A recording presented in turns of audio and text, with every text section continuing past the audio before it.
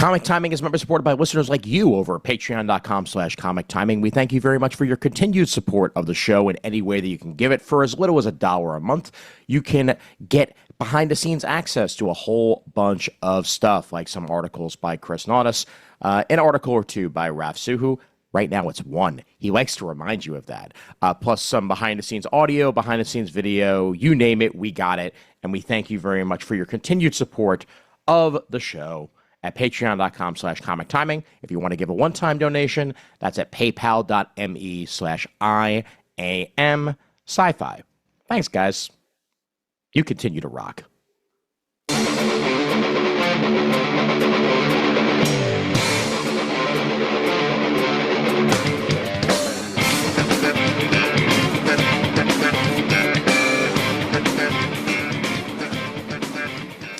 Hey there, folks. My name's Ian Levinstein, and welcome to episode 260 of Comic Timing.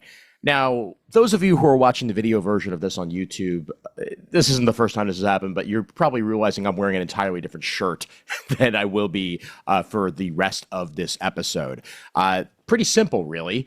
Through the trickery of editing, Chris and I recorded for a really long time last night. We sat down to talk about a variety of topics, and before we knew it, we had been recording for over 4 hours. We're not doing that to you guys. What I did manage to do is find some pretty decent edit points for us to be able to split it into two 2-hour-long episodes. And that's exactly what you guys are going to get. The first of those episodes is going to be released now, as it's the more timely portion, as it is Chris's adventures at FlameCon and Anime NYC this year. I unfortunately was unable to attend as I was out of town, but Chris was able to get the first-hand accounts for both conventions, and you will get that on this very episode. The next episode will be some general conversation about Fantastic Four, as we're slowly but surely getting through the blue team's various takes on it. So Chris starts off with some conversation on that, and then we deviate into some other comics conversation. For instance, Mr. Jim Shooter, and some interesting information that came out about him during his tenure as the editor-in-chief of Marvel Comics. And then we're going to do the Albert Pune director's cut of Captain America. That will be the next episode that will be released next week. So plenty of content for you guys. We're just splitting it up a little bit weird here. So you'll notice that there's really no introduction for Chris Nautis on this particular episode because, well, we were already talking for a decent amount of time. So I transition over to us talking. And we will begin with FlameCon. So, me from yesterday, take it away. Let's talk about the things that I wasn't around for, which are FlameCon and Anime NYC. FlameCon you attended as a member of the Comic Timing podcast. So I'm sure that you got many interviews, and that no. Either way. So yeah, you know what? Let's talk about the con season that Ian missed because he had to go be in Florida. Mm-hmm. Yeah, everyone should comment and be mean to Ian about that. Hey! I got an episode with Brent at a brewery. It all worked out. Everything's fine. Relax, okay? Anyway, continue. So yeah, FlameCon. It's interesting. FlameCon started in 2014. So it's been around for 11 years or so, right? Yeah. There was no FlameCon during COVID. There was no in-person FlameCon, at least. Mm-hmm. And FlameCon is still kind of, I don't want to shame them or anything, but they are still very cognizant of COVID. Mm-hmm. So they still have a masking policy. I do not have an issue with the masking policy. I do not need anyone to misconstrue anything I say in that regard. Mm-hmm. Yep. Like, I knew they had a masking policy. I meant to put some mask in my bag and I forgot, but they provide them at the door. Okay. They are actually rainbow masks. It's very cute. Nice. The reason I bring this up is I do wonder if people are ever turned off by the policy. Hmm. which I can kind of sympathize with in some aspects because in the middle of summer, I hate wearing a mask because, my face gets sweaty Oh, sure. Yeah. and Yeah. I'm not crazy about that. Right. Like, but so I do wonder if there are people like, well, I'd rather go to the con that doesn't make me wear a mask. I mean, So, it's not an impossibility, especially in the August, like you said, in the August heat of New York, that may have theoretically done it. But also, I still feel like FlameCon in some ways falls under the radar a little bit. It is a it smaller con. it does. I was gonna talk about that. So the other thing, well, the big thing that's working against FlameCon right now Hmm. is the timing. Mm. So FlameCon used to be in June, but they moved to August a few years into after its inception. Yeah. Because I think the first time I went to FlameCon, oh, actually, it was already Yeah. in August when we started going. It's literally been in August since the first one, which took place at Grand Prospect Hall. Then the second one was at the Marriott at the Brooklyn It was Bridge. in June. No, but It, it was in June at least once. yeah, once literally the first time at Prospect Hall. I'm looking at Yeah. Wikipedia here just as an example. So 2015, it was in June, and then by 2016, it was in August, and has been ever since. Yeah, because they would prefer to have it in June because it's Pride Month, but if it's very hard to get a Hmm. venue, which makes sense when you think about it, because Yeah. June is wedding season. It's after prom season. Prom's usually like late May, but it's not easy to get a venue then. Yeah. But the August, I don't think was an issue for them until recently because now Anime NYC lives in August. Yeah.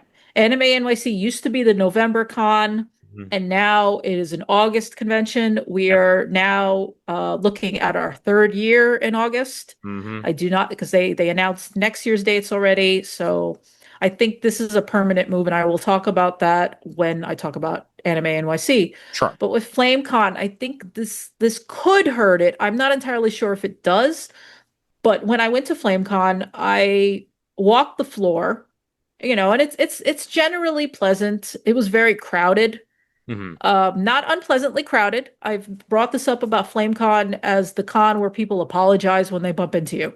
Hmm. And that's still a big deal to me. When you are smaller, female-bodied, people bump into you. People bump into you when there's no reason to bump into you. Yeah. Oh, yeah. Like, you could be standing all the way off to the side near the wall, and somehow someone will still bump into you. Like I did, I think it was at a Mocha Fest. I started screaming at people because Oh. it was happening. Like, because I was talking to you and I think a few other people, and people kept slamming into me. And eventually I did that.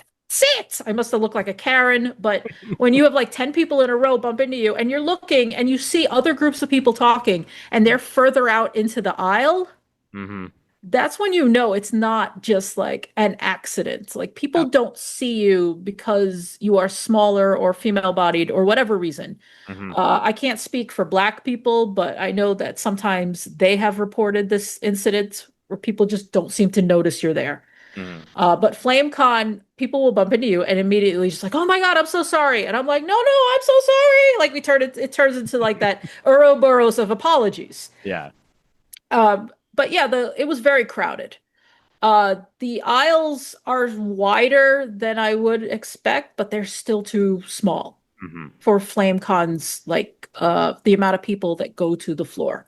Just to mention, this is taking place at the Sheraton New York Times Square Hotel in Manhattan. So that's the main location. Yeah, so yeah, they've been there for a while now Mhm. because they, like you said, they the Grand Pacific Hall.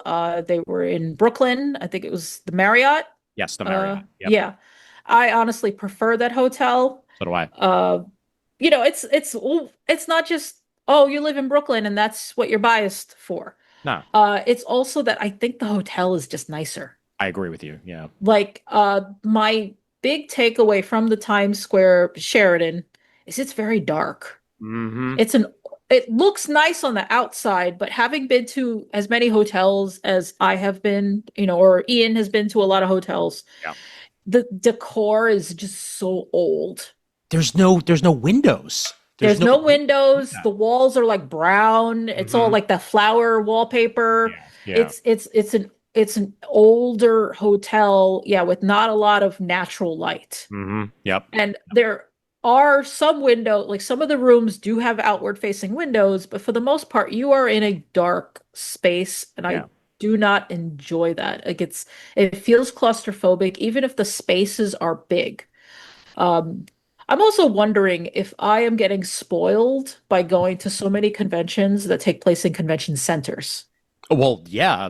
Well, for one thing, you're definitely going to get more space out of it. You're going to get more windows because that's the whole point of a convention center is that they don't want you to they don't want you to feel claustrophobic while you're walking around in it. So there has to be some natural light. I don't know if I would agree with you on that because again, our local convention center, the Javits, is so terrible. It Fair. has and of course it has the entire downstairs that is largely window free. Hmm. And then there's the dark corridor of the upstairs. Yeah. Anyone who's ever been to New York Comic Con, you probably know exactly what I'm talking about. Yeah. It's Yeah. that Yeah. low ceilinged area that separates the two sections of floor. Hmm. I hate that X section so much. I will go into that as well when I talk about anime NYC. But yeah, but the thing is, yeah, like hotels are very kind of like sealed off, especially one that's in Midtown Manhattan. It's Oh yeah. surrounded by tall buildings on all sides. Mhm. So it's not like they have places to put windows. Right. But yeah, it feels even if the spaces aren't actually that small, like the main exhibition hall, the dealer's room, whatever you want to call it, is generously sized, but uh yeah, it still feels very claustrophobic. They also do keep the lights dim, which I think might be an like an accessibility thing, Hmm. because a lot of people, a lot of like especially autistic people, are bothered by bright lights. Hmm. So they do keep the lights a little darker. I think I've had the complaint about that because I think I said it was too dark. Because the thing is, like, you want to be accessible to people who might be bothered by fluorescents are especially bad for autistic people, I know, because they can hear the buzzing. Hmm. But on the flip side, people with limited visibility are not going to enjoy having to go through the hall. That was the reason I Sure. complained. I'm not even blind. I'm not even close to being legally blind. But, I'm getting on in years, so looking at things is harder. Hmm. Like the low light does not do me favors. I'm sure there's plenty other people who have the same problem. I think the lighting was generally good. Like it was okay. But it is darker than other comic conventions I've been to. Hmm. Uh, so the hotel. So there are a few issues this year. I think you got the email saying they had to change how you enter the convention Yes. center, or Yes, not we that did. convention center, the hotel. Hmm. So last year they started forcing people to come in on I think it's between 53rd and 54th Street. Hmm. So they wanted you to come in from the sides if you were going to the convention Hmm. instead of coming in the front entrance on 7th Avenue. Okay. I don't love this because my brain just automatically goes, it's the hotel on 7th Avenue. So I just go to the front door. But I Hmm. can kind of understand if you have crowds and that hotel can be very busy. So you're trying to keep crowd flow going. Because like if you come in from 7th Avenue, you're going to be walking a lot to get to FlameCon. This year they're doing construction, so the lobby was closed. Hmm. Like you came in on, so they couldn't come in on the side streets. You had to come in from 7th Avenue Hmm. and you walk through the lobby. The lobby's just all curtained off plastic. Like, those plastic sheets are just covering everything. So you're Right. just walking. And then you get to the back and it's a clusterfuck Hmm. because they had to move registration back there too. Ah, Registration shit. for the hotel. Oh no. So there were long lines of people in the back of the hotel waiting to get registered at like a half desk. Hmm. You've been to enough hotels, that they usually have a Yeah. Yeah. long Yeah. counter where they check you in, but Hmm. this was like half the size. It kind of reminded me of that little table that sometimes the president uses to sign stuff. Yeah. We made fun of Trump when he used it, though Biden's also used it. It's that dinky little table. That's what it reminded me of, though it wasn't that bad. Yeah. Like this had more dignity than that tiny little table. Right. That poor table. I'm sorry, table. It's not your fault. People use you wrong. Yeah. But yeah, it was like everything was crammed in the back. Hmm. I got through registration. I got my badge fairly quickly. It wasn't a big deal. Yeah, I do have photos. I should have sent them to you, and I'm sorry about that. That's fine. You can put them in the blog post and everything. Yeah. But yeah, no, this is the main room, like I said, it's kind of dim, like soft lighting. It wasn't terrible. It's been worse in previous years. But that's like when you get to the hall, you're fine. It's getting there that's the problem because that Mhm. hotel is so cramped. Yeah. They block off there's two major staircases that go from the second-ish floor. I Hmm. don't really know what the floors are numbered there, but because there's like the ground level, but the ground level isn't even the ground level. Hmm.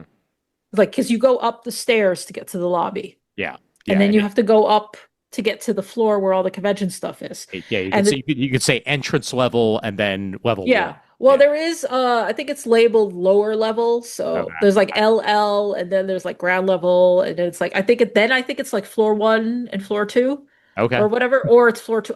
I don't remember. Yeah. Yeah. It was annoying. That's all I can tell you. Like Yeah. you go up, you would normally go up these like two side staircases, but they actually rope those off because they are before registration, I guess. Mm-hmm. So rather than station someone at the stairs, they just rope them off. So that kind of blocks off one of your major ways to get upstairs. Instead, you have to go up the escalators, which are one person wide. Hmm. Hey. Yeah, and there was at least one point I think I wanted to go, I'm trying to remember if I might have been on the second floor and I wanted to go to the lower level and I asked the staffer, how do I get down there? And they're like, take the elevator. And I'm like, I don't want to take the elevator. I'm going downstairs, Hmm. because we've gone to enough cons. First of all, you don't take the elevator because usually you're not allowed. Yeah. Like most cons keep the elevators free for staff members and disabled people. Of course. Yeah. And I actually fully believe in that. You don't want the elevators to be crammed with able-bodied people with large cosplays, because then the people who really, really need the elevator are going to be waiting forever. Right. It sucks, right? Yeah. So it bothered me that that was one of the major ways to get up and down. There was no clear path to go from floor to floor at FlameCon. Hmm. The only reason I know how to get from floor to floor is because I've been there before. But if you had never been there before, you would think it was just those elevators, and maybe eventually you might notice there's an escalator. Like, because the escalator, you remember how the escalators are basically walled off. Yeah.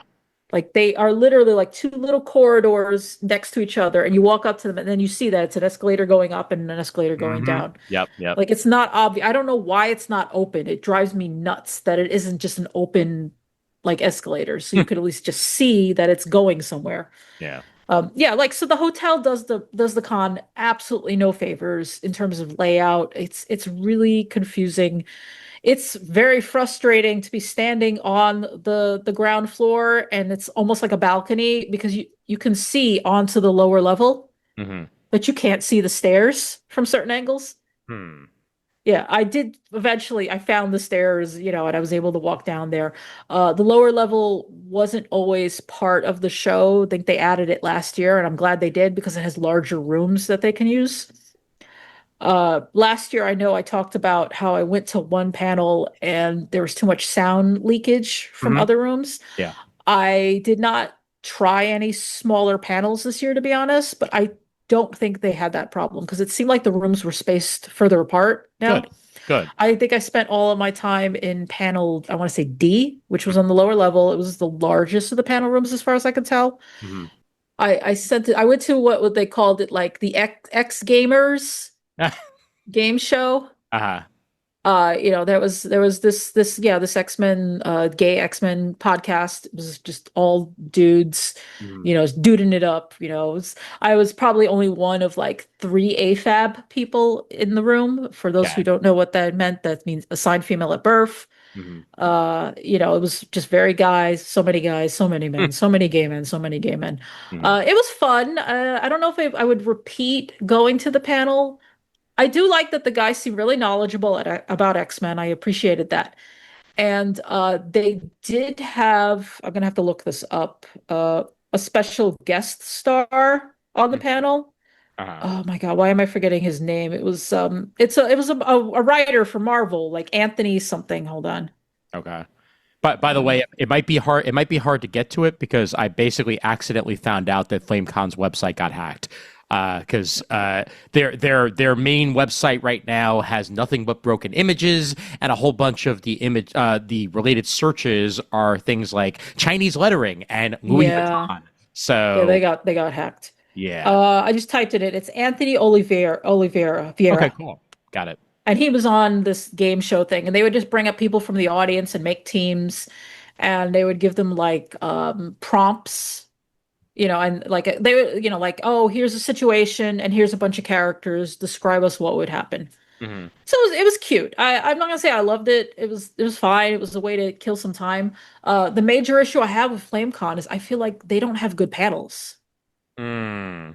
I remember previous years, I know that especially you, like I wasn't really into it then, but you would go to Jay and Miles Explain the X-Men. Oh, sure. Yeah. And I Hmm. think I did go to that one year. And I was hoping they would do that again. I know there was another year where Jay and Miles did a collaboration with Cerebro Hmm. podcast. Yes. Yeah. I think it's because Miles wasn't there, so Jay was just on the Cerebro Yeah. podcast. Plus, Uh, my favorite one was always the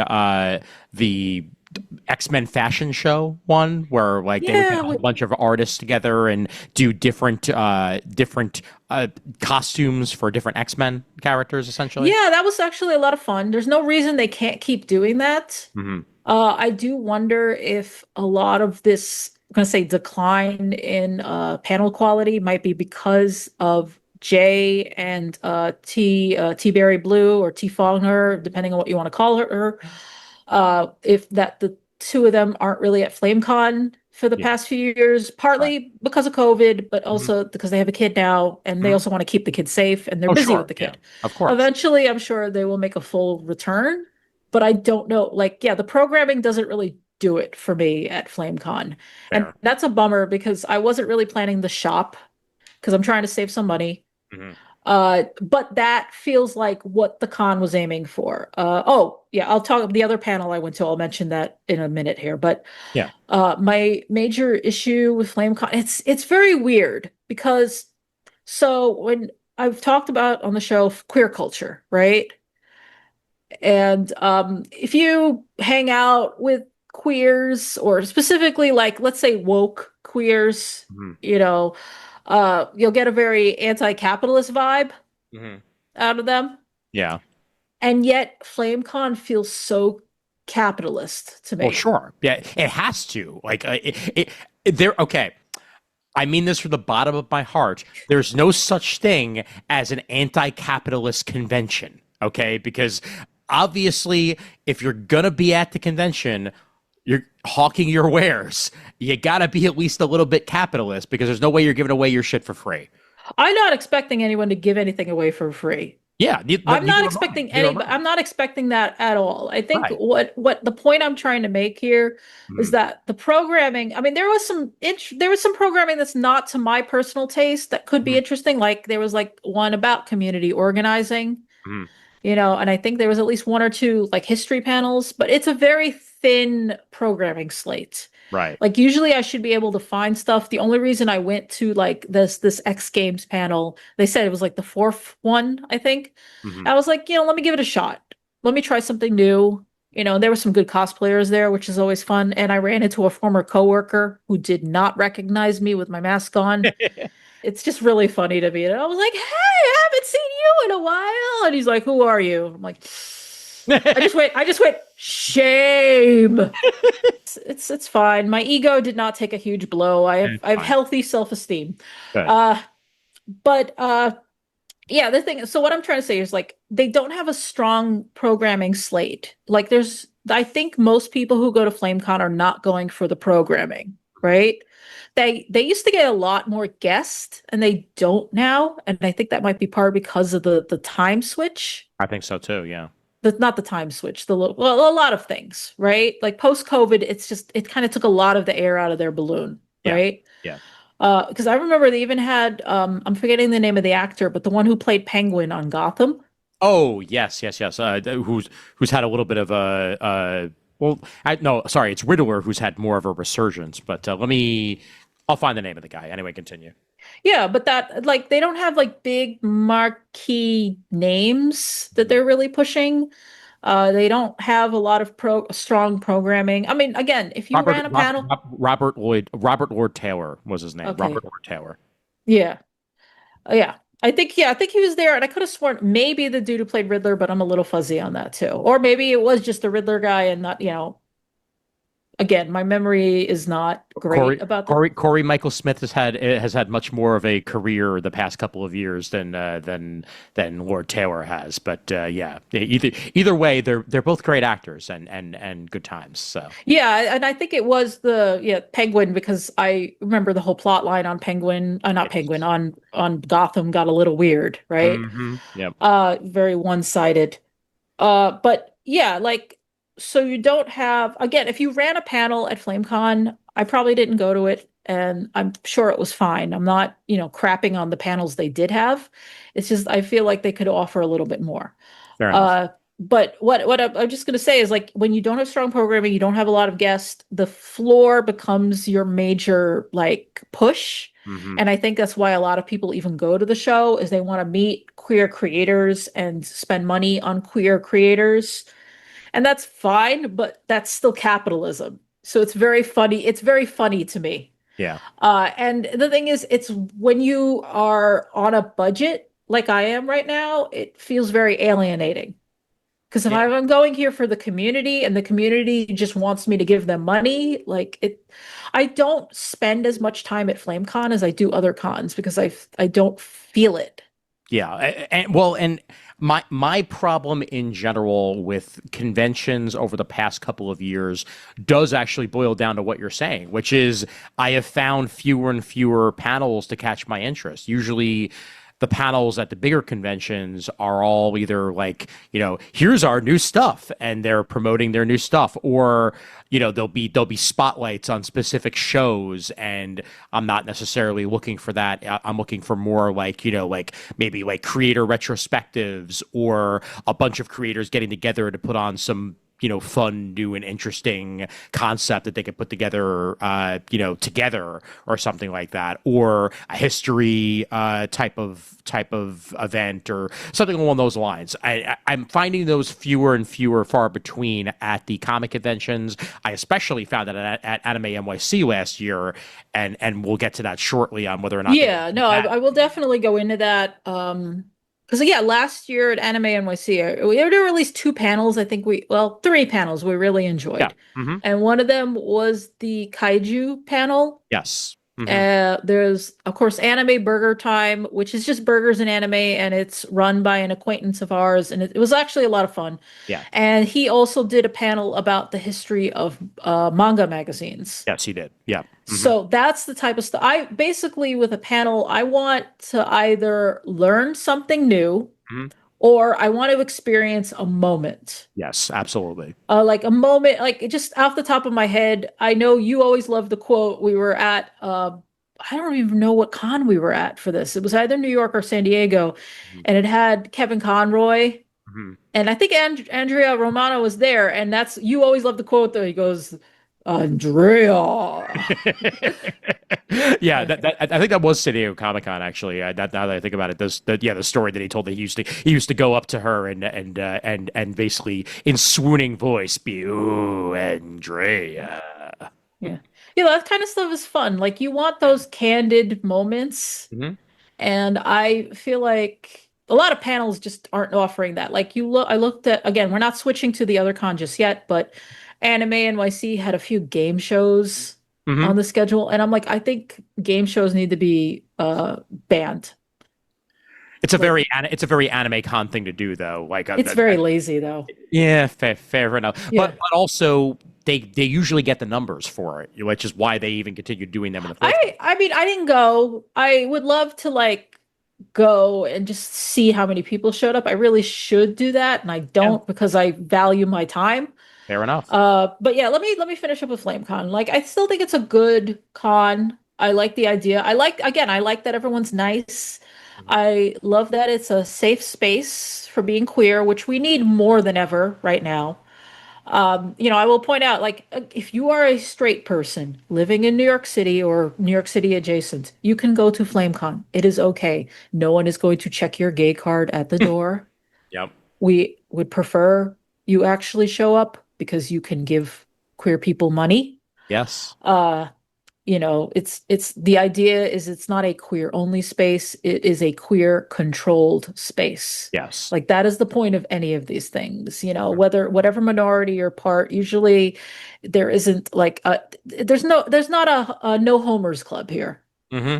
Yeah. It's about creating the type of space that people can feel safe in and Sure. thrive in. Hmm. And queer and FlameCon is definitely a place where gay, trans, bi, all of the different spectrums of queerness can kind of thrive. You will see a lot more skin in the cosplay because that has become associated with queer culture. Right. It's actually quite fun. I did see a few fun costumes. I saw a lot of K-pop demon hunters. Uh, so that was, I'll have Ian put some pictures in the blog post for this. Yeah, sure. Like it's still very vital for that, and people are still showing up, and buying a lot of stuff. I still bought stuff even after my long complaint here about not wanting to buy anything. I put them nearby so that I don't have to search for them. I got this little zine. I think it was $2. It's Nice. called Future Trunks Shuffle, a DBZ fanzine. Hmm. So I thought it was just cute. Yeah. Nice art. I like that it's small and cute and didn't cost me a lot of money. I have seen people sell like small zines for like $10, which is ridiculous. I understand I've brought this up in previous episodes. I understand that it costs money to table at a convention. Oh, sure. Yeah. I understand that you spend time on your work that you would like to be reimbursed for, basically, right? At the same time, your customers, their money is money they worked for, or Yes. maybe got from their parents, but somebody worked for it at some point there. Hmm. And they can't, like, they are looking for a good value. They're looking for something that justifies the amount of money they spent, right? Hmm. And we've talked about this with comics in general. The fact is, like a 22-page comic being sold for $5 is a horrible value proposition. I agree. Yeah. So when I see a little zine, like if this was, I've seen zines this size. It's again, this is the quarter of a 8 by 10 page. So yeah, I'm not doing the math right now. Mm. Uh, but if it was like $10 or $15, I see people selling stuff this size for that amount of money. I'm not going to spend that money. But if it's under $5, I will consider it. Sure. I think if you're doing a one sheet zine wherein you're printing out, one page and then you fold it up, those should never be more than $1 or $2. Hmm. I get mad when I see people selling them for $5, $7, $10. Oh, It's I just agree. Yeah. again, because you're not, I understand your time is valuable, but I don't feel like people are respecting their potential customers enough. And that's part of the reason I feel uncomfortable at cons that are very dealer centric like that, Hmm. because you start to feel dehumanized. You start feeling like a walking wallet. Yeah. People say hi to you, and they're not saying hi to you because they're bored or they like your costume or whatever, right? They're saying hi because they're hoping you'll walk over and buy something. Yeah. Like this is Insert critic joke here. Buy my book. Buy my book. Yeah, I mean, this is a larger thing. This isn't just FlameCon. This is every convention. This is why going to an artist alley is always a mixed proposition for me because I'm just like, I can't support all of you guys. I'd like to be able to just say I like your work and not have you secretly think, well, then why don't you buy it? You know? Yeah. The other thing I bought was called, I'm reading it out like 30 Days of Bekimon. Let's learn Tagalog gay lingo. Ah. All right. So I thought that was very cute, and I bought it because I think it's $5. Mhm. So I think for the size, it's got nice art. It's a Yeah. few years old. Richard Mertz, I guess that's spelled Mercz. So Mertz, maybe. Mhm. But yeah, he had a bunch of stuff, and this is one caught my eye because I'm like, you know what? I would like to learn some new words. Sure. So those are the two things I bought. I didn't spend more than $10 at FlameCon. That's fine. Yeah. Uh, That's getting out easy from a convention if you only spend $10. Yep. yeah, I mean, I've spent money. I've dropped money at FlameCon. Oh yeah. But yeah, I just it was a weird conflict for me because again, I'm trying not to spend too much. I think my main issue personally, this isn't like a larger societal issue, is that I buy stuff and then it just sits in a to read pile. Yeah. And I'm Hmm. trying to break that habit. Like, Yep. look, we every avid reader knows that pain of having the unread book pile and Absolutely. the unread comics. I mean, Raph has made a whole mini show out of it, right? Yep. So I'm trying to break that habit right now. And so it made the convention experience a little weirder for me. And that also carried over into Anime NYC, which, unless you have any more questions, we can kind of just move on to that No, now. no, no. That was a good summary of FlameCon. To put it bluntly and simply, I hope I can attend next year. If I do get a chance to, I'm hoping that they find themselves a new venue. I Yeah. had soured on the existing venue long before this year, and although it's nice and central and easy to get to for most people in New York City because every train goes to Times Square, whether you like it or not. It's not even in um, Times Square. I want to I point know, that out. but It's it's close enough called, to it. yeah, it's called this is the Sheraton, right? I'm not Yes, yes, misremembering. it is. Yeah, Yep. it's called Sheraton Times Square, but it's actually in the 50s. Times Square is 42nd Street Yeah. to 45th Street, I think, Right. or Right. roughly. So it's a bit of a walk. I actually have to take the train to I take the F train to 7th Avenue, so it's a few stops up. Uh, and yeah, it is a central location. Like I got halal guys afterwards. And which is one of the things I like about this location is I know I can get a good meal when I'm done. I just go out, pay $8 for a rice platter. Right. Fantastic. Right. One thing that I'm perfectly aware about with my city, with New York City, is that although it is huge and although there's plenty of people, there aren't a lot of venues Yeah. that are worth hosting these type of events. Smaller events, sure. There's tons of areas you could do smaller events. We've been to them. Mocha is hosted in a smaller venue that fits Mocha more than anything else. But if FlameCon were to try to have itself be there, they would probably have to downsize from what they Yeah, currently no, what are. that because the thing is FlameCon needs space for the exhibition hall Yeah. and then they need panel rooms. Hmm. And the thing is like once you reach a certain size, plus they're trying to be accessible, they need those panel rooms to be sealed off. Yep. Because like I know a lot of shows they'll do the thing where they just put like they'll curtain off an area of the room and then just put a bunch of chairs there and have a panel there. And that's always a terrible idea because there's too much sound bleed. We Yeah. had that issue with Anime Next a lot. That when they did that NYC special edition Oh, that was with, horrible.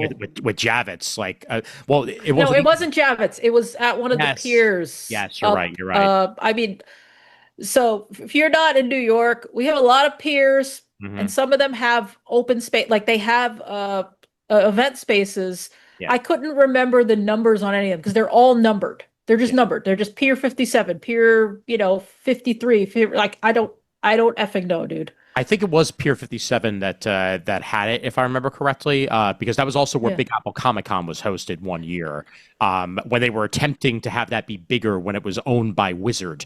Just Yeah. just dating us as to when that was, quite frankly. So Um, those, yeah, and those, mind you, having an event on the pier, because also, I was blank. Can you look this up for me real quick? yeah, What sure. was the name, or do you remember what was the name of the anime show that Reed had? Oh yeah. I'll get that for you Was in it New just. York Anime Fest? I think that sounds right. Yeah, New York Anime Fest. Yep. Yeah, because there's like Big Apple Anime Fest, and now there's Anime NYC. So there's like this weird hole in my memory because I'm like, that was a thing, but it's just gone now. Hmm. So, but there was a time where they had New York Comic Con Yes. and New York Anime Fest on the same weekend, Hmm. and they made like a shuttle that would go back and forth, and I think you could have the badges were being cross-honored. Yeah, and also in the last 2 years of its existence, it was a separate artist alley on the top floor of Javits. So like after they had jettisoned most of it, there was a anime artist alley at New York Comic Con that was basically New York Anime Festival. Oh God. So yeah, oh my sorry, I said my last note on FlameCon. Hmm. I do have, well, this one will still bridge us into Anime NYC. So the Yeah. other panel I went to, Hmm. if anyone was listening, going, is she going to talk about? Oh, yes, I just remembered. I went to so Kodansha, the Hmm. manga publisher, had a panel, Yeah. which is shocking. It's an Yeah. industry panel. I Okay. don't really associate anime, not anime, sorry, FlameCon with having industry panels, Yeah. but they did an industry panel where they talked about all of their boys love comics, Hmm. Yuri, but boys love and Yuri mostly were the two they were focusing on. I don't think they really have any yaoi, which would be just straight up porn. Yeah. They mostly were highlighting stuff that they already had, and just being like, oh, the next volume of this will be out, and there's this, and whatever. And Mhm. it was fine. I think I wasn't really expecting any big announcements because usually the announcements will be made at Anime Expo in July. Mhm. And then, of course, with Anime NYC, they're like, okay, if they have any leftover announcements, they'll make them at Anime NYC. Well, sure. Yeah. They actually did have one announcement, and I thought, oh, they're just mentioning something from Anime Expo, and I Googled it, and they're like, no, this literally is not on the internet. Hmm. The announcement they made was that so there's a manga they published, and I believe I have mentioned it on the show before, called Boys Run the Riot. Yes. Yeah, I don't know if I did a short about it. I really should have. So Mhm. Boys Run the Riot came out a few years ago, and it's I guess you could call it like a slice of life story Mhm. about a trans man, a teenager who ends up starting a clothing line like Mhm. with his friend, mostly because he's making clothes and his very straight friend is like, you should sell this. And, he totally pushes him out of his comfort zone and they start designing clothing and like trying to get, buzz, like, get on like on Instagram, like, hey, we made this shirt and everything. So it's only 4 volumes. It's very short. And it is just about like the trials and travails of trying to be a young person selling clothes. And the main character is still kind of struggling with his identity because he's not fully out at school yet. Mhm. And this ends up being one of the things that pushes him out of the closet.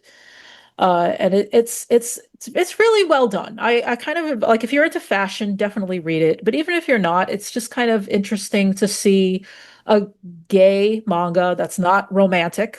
It's Mhm. completely, yeah, it's just bro love at best. It's bromance, Yeah. as we call it.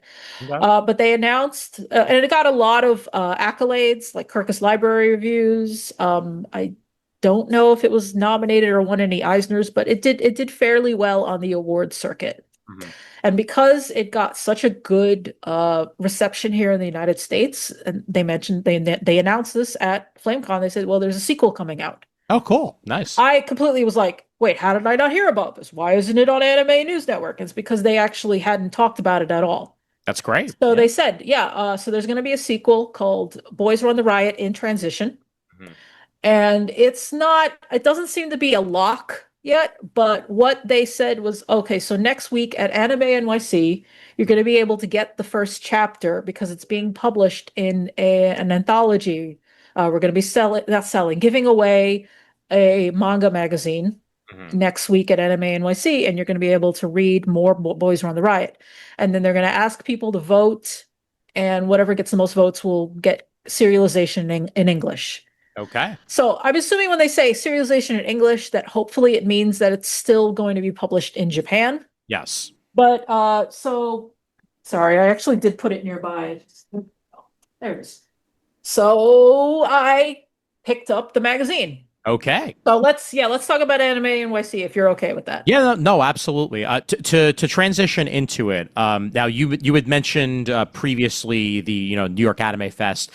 In some ways, the progenitor to Anime NYC is obviously that was Reed's attempt to do Hmm. an anime convention. They only ever topped out at about 40,000 for a weekend when they attempted to run it. Which is still pretty good numbers. Let's be fair about that. Still pretty good numbers. We don't have the official numbers for 2025 yet. This was in 2024. Anime NYC had already gotten up to 100,000 for a weekend. Okay, Um, hold on. You're saying we don't have the numbers for 2025. but I'm pretty sure I got an email on that. Okay, fantastic. Well then, Opening up my email. Any delay is because of Google and not me. that's perfectly fine. Hopefully, that will indeed have the final total there. But as you're looking that up, I will also point out that you had said from attending the con that it looked like that this was the first year they had done 4 days, and that it was going to be a one-time experiment. Okay. Opening up the 2026, the Anime NYC website. It does have August 20th to 23rd listed as their dates. So 20th, 21st, 22nd, 23rd. So it will indeed be a 4-day con once That's again.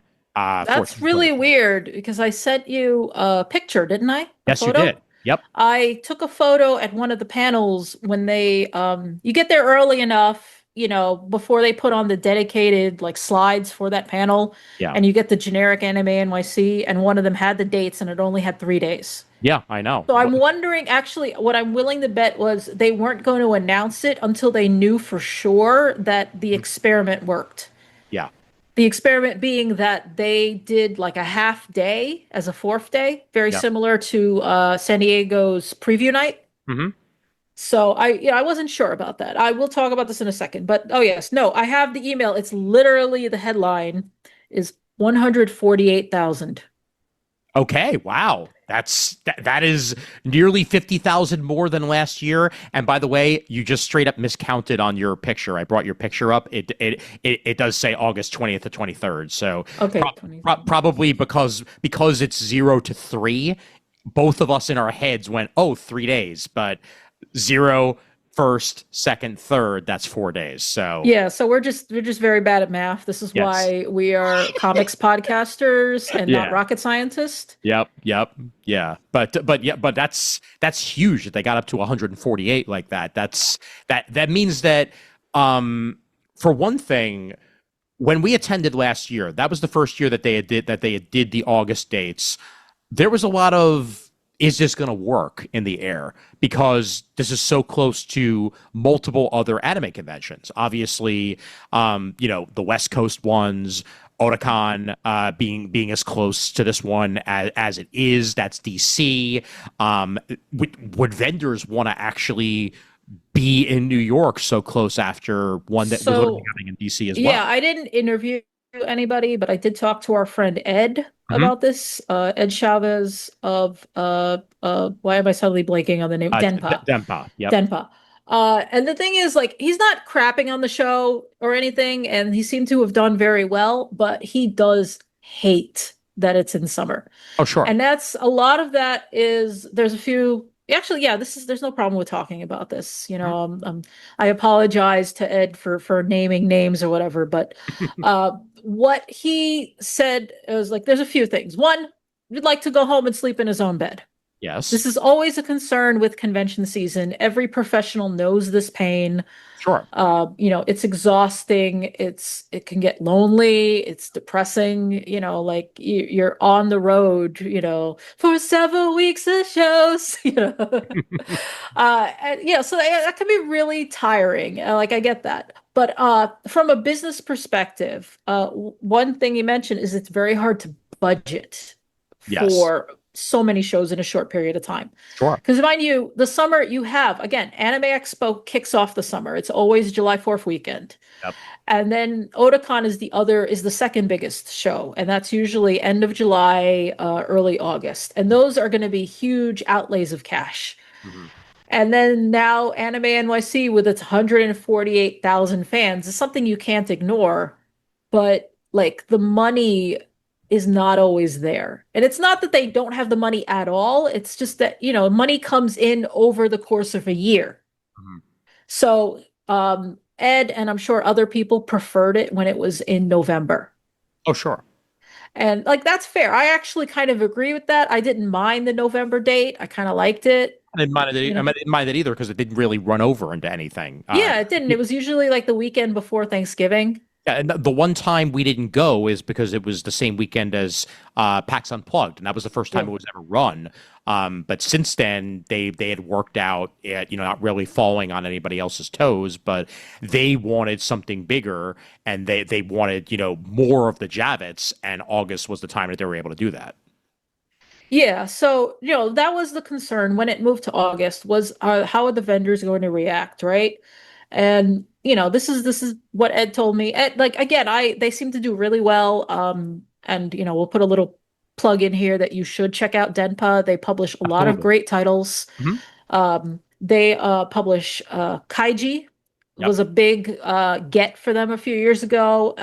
That is like it's like a gambling manga, basically about a compulsive gambler who ends up in like a life or death scenario. Like if you don't win this game, you might die. Like it is basically like Squid Game. When Squid Game came out, they were like, "Hey, Kaiji's like the same premise. You should check it out." And they were doing really well off of that. Oh, he did tell me Kaiji will be going out of print. Oh, wow. Okay. They're not going to renew the license. Okay. So if it is a series you are interested in, you should pick it up now. Good to know. Okay. Yeah, there are 5 volumes. They're actually they're huge volumes, affordably priced. They're about like $20 to $22. I'm a little fuzzy on the price there. But for the amount of content you get per volume, I would say they're well worth it. And again, 5 volumes, so that's like $100.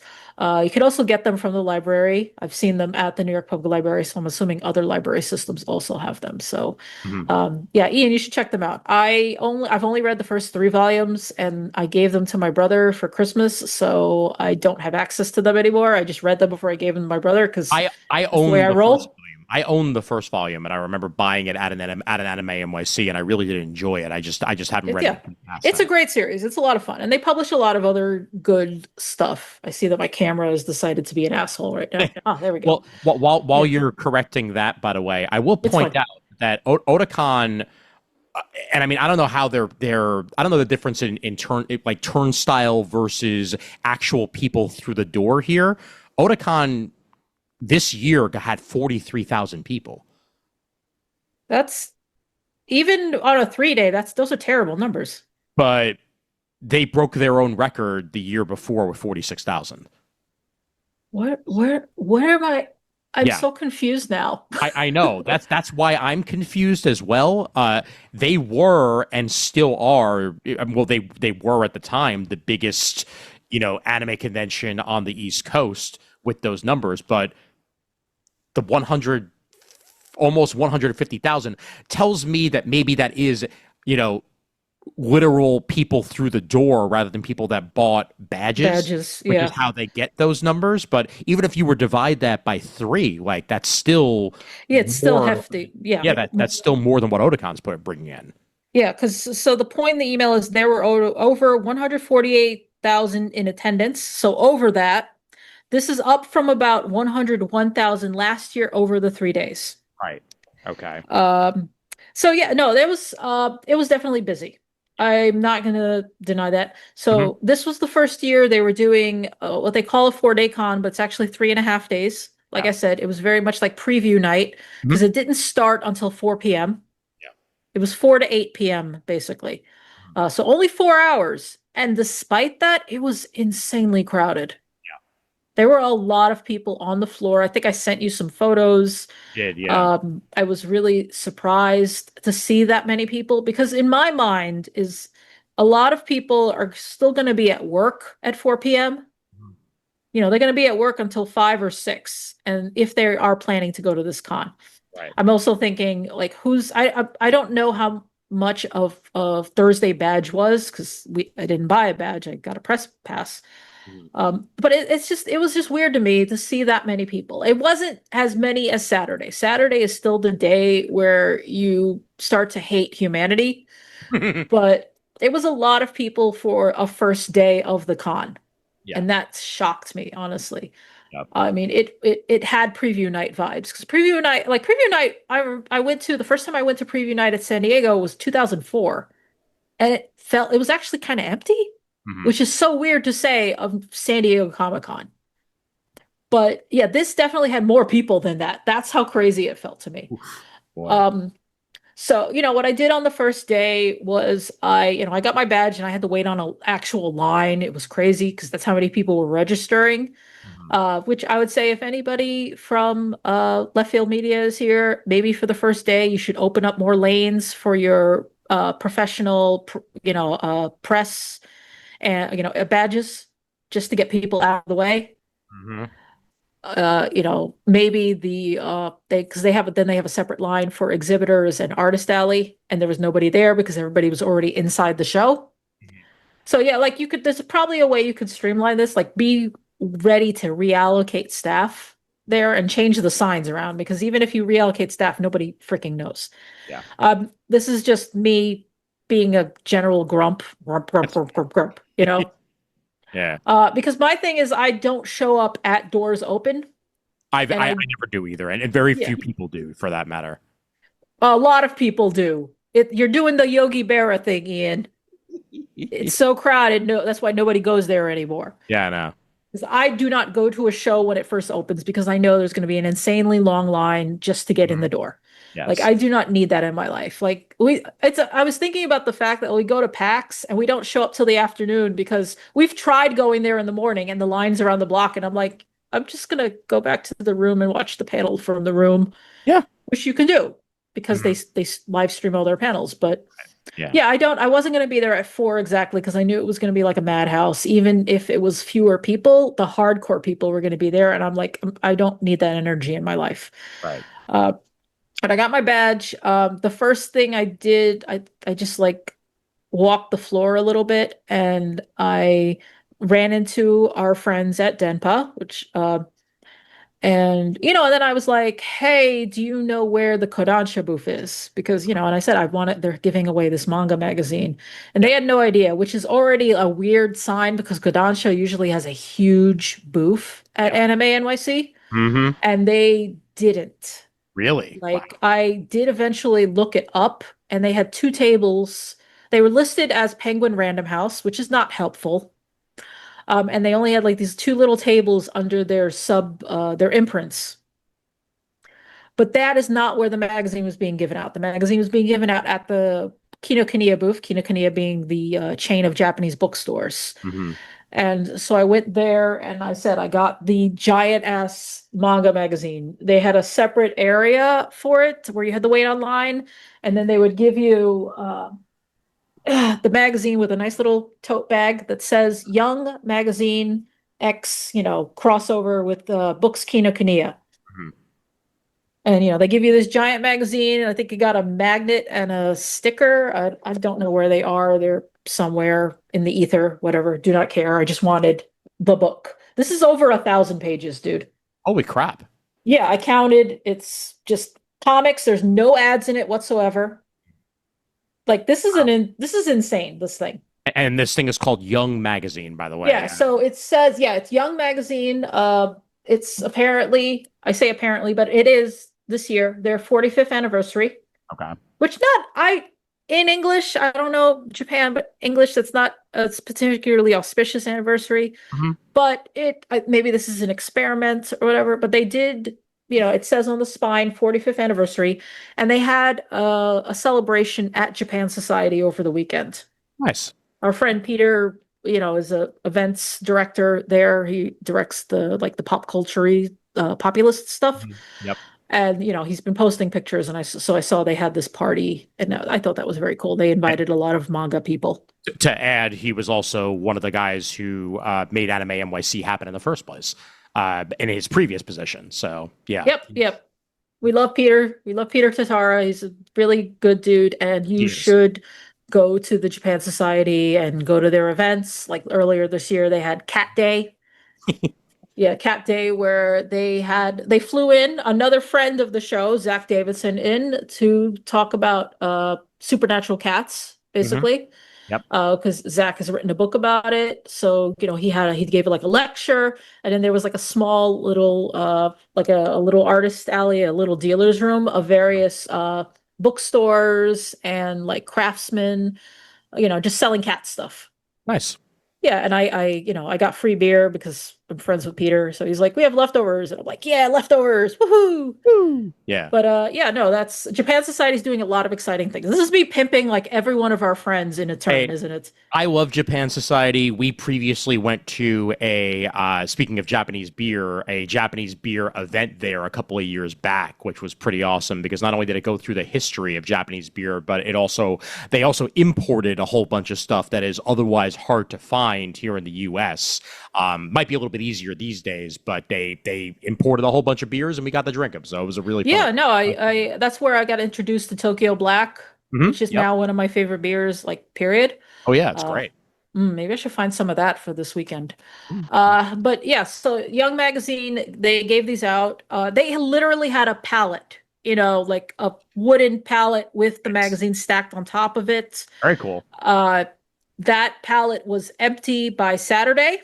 Ooh, So I okay. do feel bad for anybody who had a Saturday or a Sunday badge because you were not getting this. Yeah. This was only being given out at the show. And I'm still talking about the manga magazine here, guys. Uh, and they apparently have some copies at Japan Society, and they Okay. also said that I think it was in the panel at FlameCon. They Mm. said they also have copies at various Kinokiniyas in the United States. Okay. So, but if you go to the website, which you at the show, they're like, you have to follow us on Instagram or go to the website. Mhm. And I'm like, I do have Instagram, but uninstalled it for the next few weeks just Yeah. because I'm trying to rebuild my attention span. Fair enough.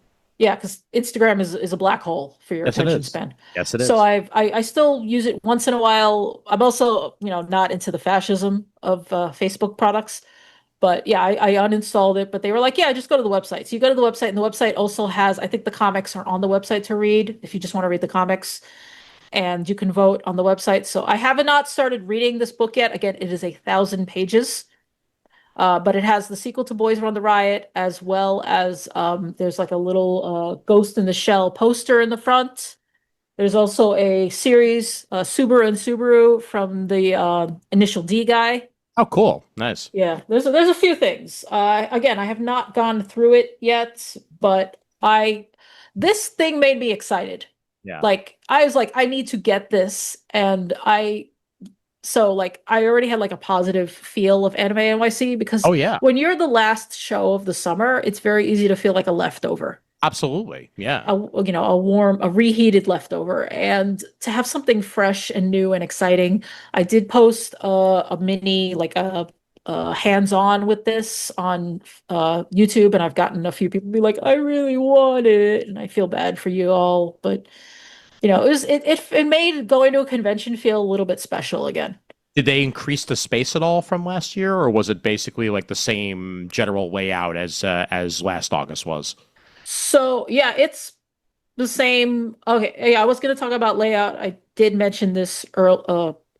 I touched on this earlier. Hmm. So yeah, Ian, it was last year. Yeah, it was you Yeah. were there. Yep. So it's the exhibition hall is basically the same, Hmm. where you have it on the south side of Javits Hmm. in that area in hall. Is that A on that side? I think so. No, Yeah. that's E. That's E. Oh, yeah, yeah. A is north, and then it's really weird. It goes north to south. Yeah. Actually, maybe that does make sense. Whatever. Yeah, but yeah, it's the east side is where like it's the same vendors in the same sections. They did not move anyone like majorly. Okay. So Aniplex was still in that on that side. I think Crunchyroll, I want to say, yes, Crunchyroll was still there. Those like Good Smile, I remember was still in that half. Yep. And then you have the overhang, Yes. the evil overhang. Anyone, again, you've been to New York Comic Con, you know this overhang. Even if the aisles are still wide, it feels so cramped. Oh, it's ridiculous. And Yeah. I think it does psychological things because people will stand in that area. So when you're trying, it becomes a bottleneck. Oh, yeah. At New York Comic Con, like that's where they stick like all the small press and stuff like that. So like it I almost never want to stop there, even though there's some interesting stuff there. You just want to get the hell out because of exactly what you just said. It feels so claustrophobic, whether it is or isn't. Yes, you see, I'm steepling my fingers right now because Ian, you want to guess who was in the overhang this year? Uh-oh. Who? Well, half of it was small press, but most of it was the artist alley. God damn it! They put the artist alley in once again, they did this last year as well. I don't remember if it was previous years also, but it was definitely last year. The artist alley is again in the exhibition hall. Mhm. Instead of being put firmly, if I recall correctly, it was in the Yeah, it was close. It was northwest close. side. It was closer to where the entrance to Javits North would be if they were utilizing Javits North. So yeah, I remember it being Yeah, it somewhere. was, but it was in the back near, like also near the food vendors and everything. Yes. It Yes. is still in the back, but it's also in the overhang. Hey, they. This time the artist alley, it's yeah, the aisles are lettered. A is in the bottom section, Mhm. in the part the southern section of of Yeah. Javits, Yeah. and it goes A B C up through. It's in the back of the hall still, which I hate this so much Hmm. because I don't know how other people do exhibition halls, but I have always been a very strict go to one end and go up and down each aisle. Oh yeah, same here. And the artist alley aisles do not align with the exhibition hall aisles. So Got it. you hit the artist alley and then like there might be a table right in front of you and then you got to go either this way or this way. And then when you come back around, you don't know what aisle you're in. Mhm. It's really it sucks. Yeah. Yeah, I'm looking at the photo you just posted here. Yeah. Yeah. That may not necessarily be from this year, by the way. I'm just pulled up Anime NYC show floor, and it purports to be from 2025, whether it is or not. Yeah. I'm gonna pull up my own photos just so I can stop leaning on you for this. Yes, of course. But yeah, so what I eventually did, I had to just suck it up and realize that my traditional way of going through the aisles was not gonna work. Mhm. So I did just walk up and down the aisles, and whenever I hit the artist alley, I just ignored it and just turned around and went back into the exhibition hall. And then I did the artist alley separate. Mhm. So I was able to keep my sanity that way. All right. Okay. But I hate it because it doesn't feel, first of all, it doesn't feel special. Yeah. It's not like not every aisle has a sure indication that you are leaving the exhibition area. Like, especially if you're not a regular con goer, you're not going to notice right away you've entered what is actually a different section Yeah. of the convention center, of the convention. So I just hate it. Like I think it's good you're an artist, you want to sell stuff, and being in the room where stuff is being sold and people go to buy stuff is Mhm. probably good for your bottom line. And I can definitely attest to the fact that some people definitely made bank at the show. I Like, can. I holy can. crap. I can imagine. Yeah. I'm talking in the dumb man voice for a reason. Making money, bro. Making huge money. Yeah. So that they definitely did well. Hold on. Oh yeah. Let me can I get screen share, please? Yes, you can. I forgot that I didn't have that turned on for you. Here we go. One second. Bada boom, bada bing, and now you should be able to. Okay, now I gotta sorry, I have to remember how to do this. Oh, share. Yeah. Green one. There you go. So you see this photo of people online here? I still don't quite see your share actually. Really? Here we go. Now I do. Okay. Okay.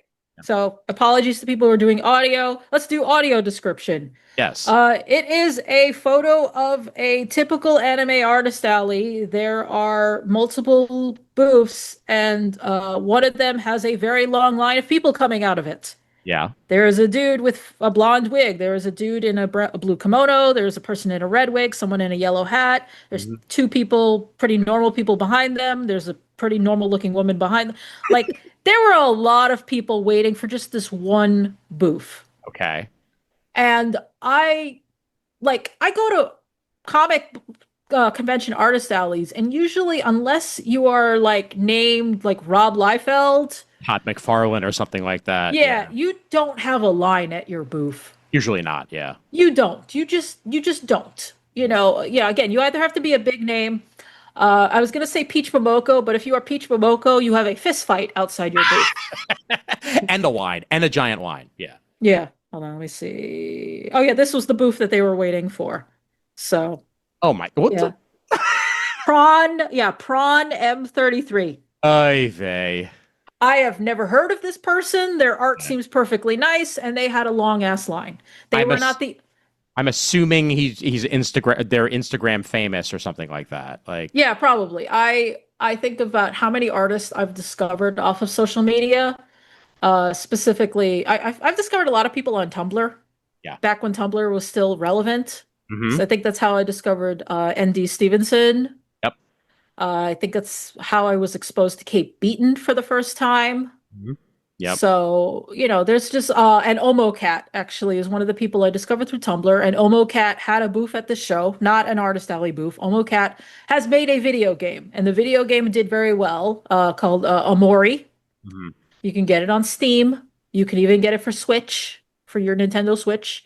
Hmm. Uh, so, you know, so yeah, there's definitely it's very interesting to see people become famous off of social media, off of Instagram or off of, Tumblr back when it was a thing, or I guess maybe even TikTok now.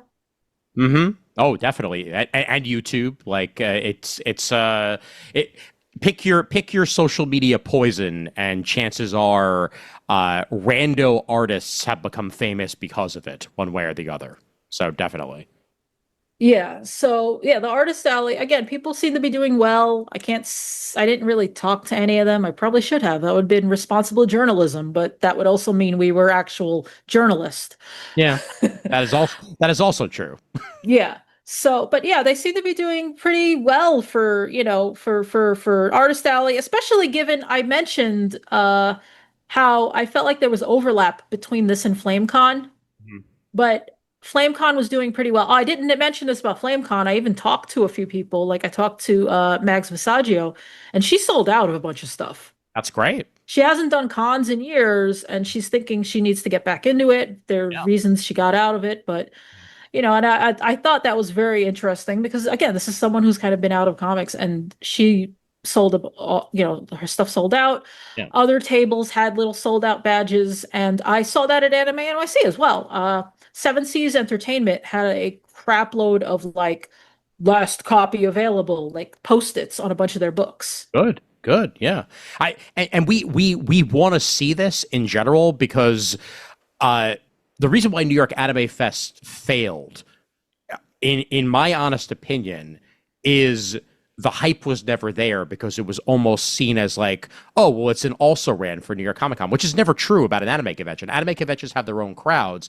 Yes, we've said this time and time again. Yes, there is crossover between anime conventions and comic conventions. You just said that about FlameCon. That's Hmm. 100% true. But they also have their own built-in audience. And if you give them enough to have them go in the door, then obviously they're going to do it. And I feel like Anime NYC has been achieving that because even if you divide by four on their number, which is clearly just, people who came in all 4 days or whatever, Turnstile numbers. turnstile numbers, that's still 37,000 through the door. If you divide by four, which clearly is not true because there were only four hours in. Yeah, there were four hours on Thursday. Yeah, I saw plenty of one day badges. They sold a lot of one day I'm sure they badges. did. Yeah, Like I saw, like I think the majority of people I saw had 4 day badges, but I saw plenty of 1 day badges, yeah. and a few of those anime NYC Plus badges. Like people Hmm. actually paid extra for access. Yeah, same with New York Comic Con. I never understand them, but it gives you extra, it's like a fast pass at Disney, like basically. So what, this makes me segue into something else. So I did go to some panels. Is there anything else we need to really talk about with the No, exhibition hall? not Well, not actually, you know necessarily. what? You know what? There are a few things I should Yeah, say. go ahead. One being that yeah, there were booths from Aniplex. Here, I'm Mhm. gonna do some sharing again. Yep. I gotta remember how to do. I'm a terrible interneter. You don't zoom nearly as much as I do, so that's Well, you have perfectly. to remember I have double screen right now. Oh So yeah. there we go. Yep. Is it appearing for you? It'll get there in a second. There we go. Got it. Yeah. So Aniplex is celebrating its 20th anniversary, which I don't know if that makes me feel old. I think it does make me feel weird that Aniplex of America, this is Aniplex of America, I'm sorry. Aniplex of America isn't older. Like I would have thought they had been around since the late 90s, but apparently, 2005 is their date. So they had this booth that was like half promotional. I think they sold some merch, but then it was just like a museum piece. And that's something I really like about anime cons now Yeah. is how much they are about the culture, not about selling you stuff or showing off their new shows, but about celebrating their history. So Aniplex had this booth because it's their 20th anniversary. They had a bunch of original art. Like it's a very common thing they do in Japan where they celebrate an artist or a work or a publisher or whatever by having people contribute art. Mhm. So here you have a bunch of pieces of art that are a Happy Aniplex of America 20th anniversary. And it's all these different artists who you've probably know them from like other anime works. Like one of the pieces in the screenshot I'm sharing is Nier Automata, the video game. Yeah. Oh, sorry, I'm gonna go back real quick, and you can see there's also a Persona one, Persona Nice. 5 specifically. Here's one from yeah. I know we know how to pronounce it. We just like being silly because we're silly billies. Yes. Your Lie in April is also one of Oh, the very nice. pieces. Yeah, they were just like these little nice little art pieces. Full Metal Alchemist. I'm sorry this picture came out blurry because apparently I'm a shit photographer. Yeah, it's fine. But yeah, it was just this nice little thing. And inside they also had some props Mhm. related to the movies. They showed clips of different movies that Aniplex had distributed, which included Kill la Kill, Nice. which is not a show or a movie or anything that I particularly enjoy. I watched it. It was fine. Oh yeah, Yeah. that one's funny because you can actually see me on the side over here. Yep. Yeah, that's it. I think this is, oh, that was Viz. Sorry. Okay, we can stop sharing for now. Mhm. But yeah, like they had some cool museumy stuff, and I do feel like this is a thing I see more with anime cons than I do comic cons. Like Ian remembers they do have this at New York Comic Con as well, was the Dragon Ball booth. Mhm. You remember how we took photos? They had the cloud and they had like the table with the fake eating so you could pretend to eat in your photo booth. Mhm. And Anime NYC also had they had like a booth with promoting One Punch Man Mhm. because One Punch Man season 3 is coming soon. So they had a Saitama that you could like take photos with. And they also had original art for that sent by the original manga artist, as well as the manga artist for the series that we actually read, the one that's in Shonen Jump. Mhm. Because remember that One Punch Man was like a web comic first. Right, right, right. Yeah. Yeah. So that was one of the big things being promoted was One Punch Man. So that was very nice. Mhm. Yeah, I'm just gonna go through my photos real quick to make sure I don't miss anything to mention to you guys. Um, so yeah, it was just like it was there. I feel like there was stuff to do. Mhm. Oh, I know what Ian needs to hear about. Uh-oh. I'm sorry. I'm sorry that I'm like distracted trying to look at photos. I'm gonna stop right after this one. This will be the last one I share in a while. All right. Let's see. All right. Here we go. Oh my God. Remember that booth, Ian? Oh, how could I possibly forget it? The Hololive booth and Mm-hmm. their virtual AI girls. VTubers. This is the Yeah. term for it. It's VTubers. I know that a lot of people who listen to Comic Timing are older, so you might not be in on the Utes. Mhm. But basically VTubing is people doing those podcasty, live cast things where you're just talking to the camera, but you have a CG overlay that makes you look like a cute anime girl. Yep. And there's software that they'll map the movements of the cute anime girl or whatever to what you're doing. And there's a whole, industry of VTubers who, and they have their lore, their personalities, and Hololive Productions is like the biggest producer of this stuff. And Mhm. they always have, for the past few years, they've had a booth at Anime NYC with they didn't have a stage this time, thank God. It's Good. weird to have a stage when you don't actually have real people Yeah. because it is a screen with the VTubers talking on the screen. So I will tell you one thing that make you very happy is that they moved it away from a lot of the other booths. Thank you, because that was a huge distraction last year. Yeah. Whenever we would try to stop at any of the booths near it, I felt bad for any of the people selling anywhere near it because you wouldn't be able to hear them. Yeah, so it wasn't near like our friend Ed, again, Denpa was literally like right across the aisle from them. Yep. So it was hard when the music would get started and they would start doing a performance. And the thing is, people love this so much. They go to the Hollow Life booth and they have their little wands and they might sing along and they laugh. And there's always a huge crowd watching what is essentially just like a screen. Right. It's the weirdest thing. They put it literally right next to one of those big bay entrances. So they it didn't if it filled the aisle anyway, but then they could spill over outside the exhibition hall. Okay, good. Good. And I think that does help because I mean, yeah, it sucks if you wanted to use that bay to go into convention center into Eh. the exhibition hall. Just go to another door. Yeah, seriously. There's tons of other ways always to get in. Yeah. That makes a lot more sense to me. It made it easy to avoid. It was in a corner that just happened to spill out into the open area at Javits, so it created, it created more space for them. Good. Well, making it very easy for norms like us to avoid. And I think that was a very smart move on their part. And it was cool. Like I don't care about Hololive, but I'm like, you know what? Some people are into it. Don't yuck other people's yum. It doesn't hurt anybody, So that I thought that was a very smart move. They did make some smart moves. I think the artist alley could be in a better place. I hated having it where it was. Again, it really threw me off. Hmm. But that was a good choice for the exhibition hall. It was like moving Hololive. Oh yeah, and yeah. Otherwise, it's pretty much the same layout. It always is, but they Yeah. are refining it, Good. which I think is good. That's what I like to hear. Yeah. So in terms of programming, so that's first of all, that's the weird thing is like you had this half day, and there's literally only I think two panels on that first day. Mhm. There's like nothing to do. It is just a day for shopping, basically. Makes sense. I mean, well, especially for a tryout for the first 4 hours being available for people.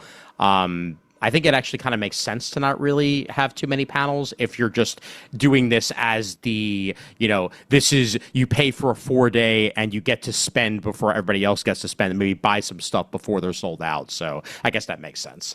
I mean, it's basically like preview night because Yeah, preview exactly. night Mhm. didn't have events Right. at first. It Hmm. was just the exhibition hall will be open for 3 hours. I think it was 6 to 9. Yep. And then eventually they started adding stuff like, oh, we're going to have a screening of this movie. Mhm. And it was very similar to that. I don't remember what the other event was, but the event I actually did go to was Netflix. Hmm. Oh, cool. Netflix basically previewing, talking about their current and upcoming slate of anime, Hmm. because Netflix has, somehow Netflix has become an anime power. Uh, so their big draws that they were really pushing was they are doing a Splinter Cell anime. Hmm. So it's with Liev Schreiber. Holy shit. Yeah, Liev Schreiber, like Okay. totally crazy. All right. So that's going to be premiering at soon. Hmm. Yeah, see, you can put it up here. Yeah, but so Splinter Cell was one of the things they were pushing. Blue Eye Samurai, they talked about. They actually had That's people huge. talking about it because season 2 is coming soon. They actually showed clips, Nice. and a trailer, so that Hmm. was kind of fun. Having the actual people who the actual producers and creators of the show were there, and they talked about it a little bit. Yeah. Apparently, Blue Eye Samurai came from the name of their daughter. Ah, that's cute. She's half Japanese, and she came out with blue eyes. Ah, Yeah, so that's a little funny thing. So that's yeah, sweet. and the thing is, season 2 will be set in London. I completely forgot about what was happening in Blue Eye Samurai when the season ended, so I'm gonna have to rewatch it. But yeah, they talked about that. They showed a clip from Sakamoto Days, which wasn't a big deal because it was literally the episode that just aired this Okay. week. There was just Uh-huh. one episode ahead, Oh, that's like that. which I was Okay. kind of like, oh, okay, whatever. Hmm. But it was kind of nice to be in the room and they played the opening and people were clapping along with the opening. That's So cool. that was kind of nice. Yeah. They did not talk about Don the Don. They were just like, it's currently airing. That's because Don the Don had a separate panel on Saturday. Figures. which Yeah. I did go to. Yeah. But yeah, it was fine. Like it was just, it was a nice little panel. They gave away when you came in, they gave you these giant I don't know if I want to call it an envelope. Mhm. These cardboard envelopes with little handles, and they had posters inside of them. Mhm. So I have a Blue-Eyed Samurai poster, and I think the other one was a Splinter Cell poster, which I don't care about at all. And they let the cardboard container, I was like, convention innovation, because how often do you get free posters and then you have to carry this thing around, and when you get home, it's all beat up? Oh yeah, no, that's it. That's ridiculously smart. Yeah. And apparently about 500 of the people in the room got actual vinyl, the Blue-Eyed Ooh, Samurai soundtrack on vinyl. So nice. jelly. Yeah. Okay. What's interesting is that I do not have a Netflix press contact right now. So I just got on the general public line, Uh, and I still got in. I was shocked, honestly. good. Good. The standby line, basically, because Anime NYC does the same thing that New York Comic Con does, where you can reserve certain panels, you Right. make reservations. Yeah. But I did not make a reservation because I usually just don't bother, because I'm not going to most of these panels because I don't Fine. like, it's not, not interested in them, and I also Three just don't like the crowds. and 3/4 of the time you can still get into the panels as long as you get there early enough for runoff, and then they'll just let in whatever crowd makes it in, and then if you don't, then you go somewhere else. So no big deal. Yeah, that was so I do have some comments on that. That is interesting. So I managed to get in because I mind you, I went up to somebody and I said, "What's for press?" And she's just like, "Just get on the line." She literally did not care. And I was just like, "Oh, this is kind of rude." I'm not like, what the problem is with press badges is that, like, they give them out so freely sometimes that, and usually it's the people who are like small fries who get the snottiest with their press badges. Of course. Yeah.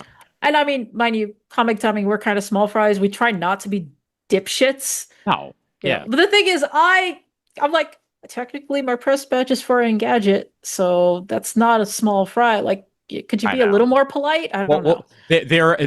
they do, they explicitly say in the emails leading up to it that we don't get any special privilege or anything like that to get into panels that unless we ahead of time are on a press list or whatever and get. Yeah, which I honestly think is probably better Oh, because sure, of absolutely. people who would just be like, "I'm pressed, treat me important." Yeah, which is bullshit. Yeah, I used to be on the Netflix press list. I could probably get back on it. I didn't keep I never used it was the problem. I had press contacts and then I never used them. Right. If you are from Netflix and you're listening to this, Be our please get in friends. touch. Yeah, Yeah, please get in touch because I want to do better. I want to do better on that. fair enough. But yeah, so like I got into that panel just fine. I didn't really want to be in the front. I don't care. I just sat in the back and just chilled. So every single panel that I attended in the main events hall, in the special events hall, Mhm. which I think is 1E, I remember, or 1D. Something like that. I think it's 1D because they want you to line up in 1C. Yes. And mind you, they still need to work on that signage because I don't think it's explicitly clear that if you're going to an event in the special events hall, you have to go through hall 1C, Mhm. Yeah. which means you have to go to the side and around. You can't enter through the main doors. You exit through those doors, but you can't enter through them. And I think that I didn't see a lot of people trying to get in there, but there were enough that I'm like, you should probably have a bigger sign just to be like, that way. But yeah, I got into that panel just fine, and it was fine. Every panel that was in that room had a no photos, no filming policy. Oh, really? Interesting. And mind you, like no photos, no filming when they're showing clips of shows. Okay, fine. If it's a full episode, of course not, right? Mhm. Yeah. But it was just once the panel started, nothing. So if like you were in the front row and your favorite voice actor came out on the stage, you cannot take a photo. Oh, that's very strict. Yeah. Yeah, it was crazy. It was every single panel. Netflix was the worst though, because It was creepy. Like they had people walking up and down, like people in suits. They look like Secret Service agents. So basically the same guys that Marvel uses for their panels, because we've seen those guys before, and like they would literally call them shield agents Yeah. when they were walking up and down, because that's what they were dressed as. Yeah, they didn't say anything about these people, but they were walking up and down the aisles. They were all wearing suits. The women were wearing suits. You know, they probably had earpieces. I don't remember. I wasn't looking for that, and it was dark. There were people up on the balcony looking at the crowd. Hmm. They were watching the crowd. And the thing is, like, yeah, they were definitely eagle-eyed because there was a guy about 2 rows ahead of me who had a laptop. Hmm. I guarantee you he had a press badge. I didn't Oh. see his badge, but I guarantee you he had a press badge because what I could see on his screen, he was in Slack. He was in Okay. Slack during the panel. I'm like, that's a dude who's writing for a pop culture website. Definitely. Yeah. 100%. Yeah. And they made him put his laptop away, which kind of sucks because, like, if you're trying to report on the panel, Sure. I found that problem where I'm like, crap, I need to write this down, but I don't have, anything to write it down. And then I realized afterwards I had my notebook. I was just being an idiot. Yeah. But normally, if I don't have a notebook, I just open up the notes app and I just type stuff in on my phone. But you weren't even allowed to do that.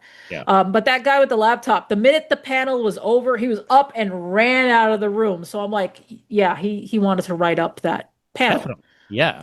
I mean, I would think it would be nice if you could have an area where people could sit and do stuff like that. I mean, Well, usually that's like the VIP area or whatever. Like, you would have press in that section as well. That way they could be sectioned off, and you're not going to yell at them for opening up their laptop. well, it seems, I mean, it's likely he probably wasn't on the press list. And even I didn't even see anybody who seemed to be doing it, which I think they probably did apply it to even press people. Yeah. Because they don't want normal people going, hey, that person's doing it, and then they don't listen to the rules. Right.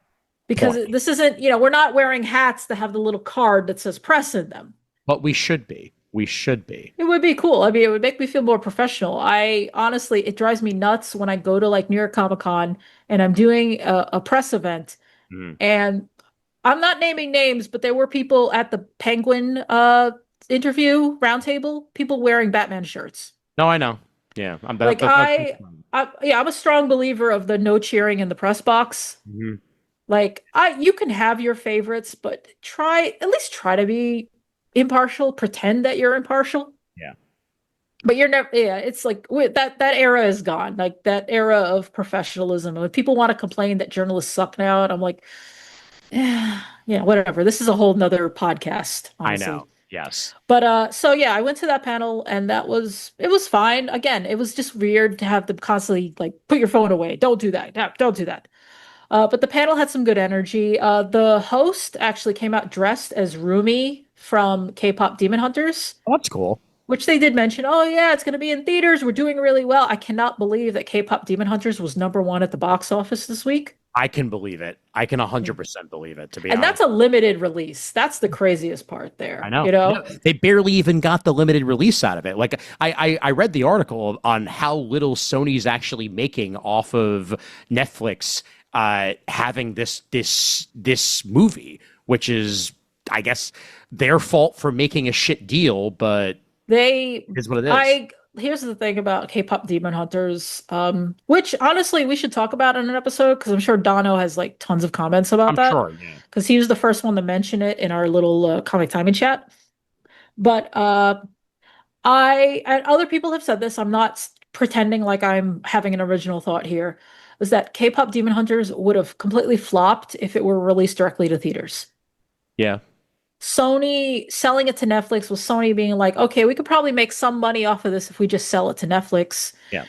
And the theater, at least they made a little money. They made more money off of that than if they had just put it in theaters themselves. I guarantee you.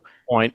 Yeah. And now the thing is, they can make more movies. And if there's a renewal, I don't know if they have to renew the contract, they can ask for more money, and Netflix will probably pay it.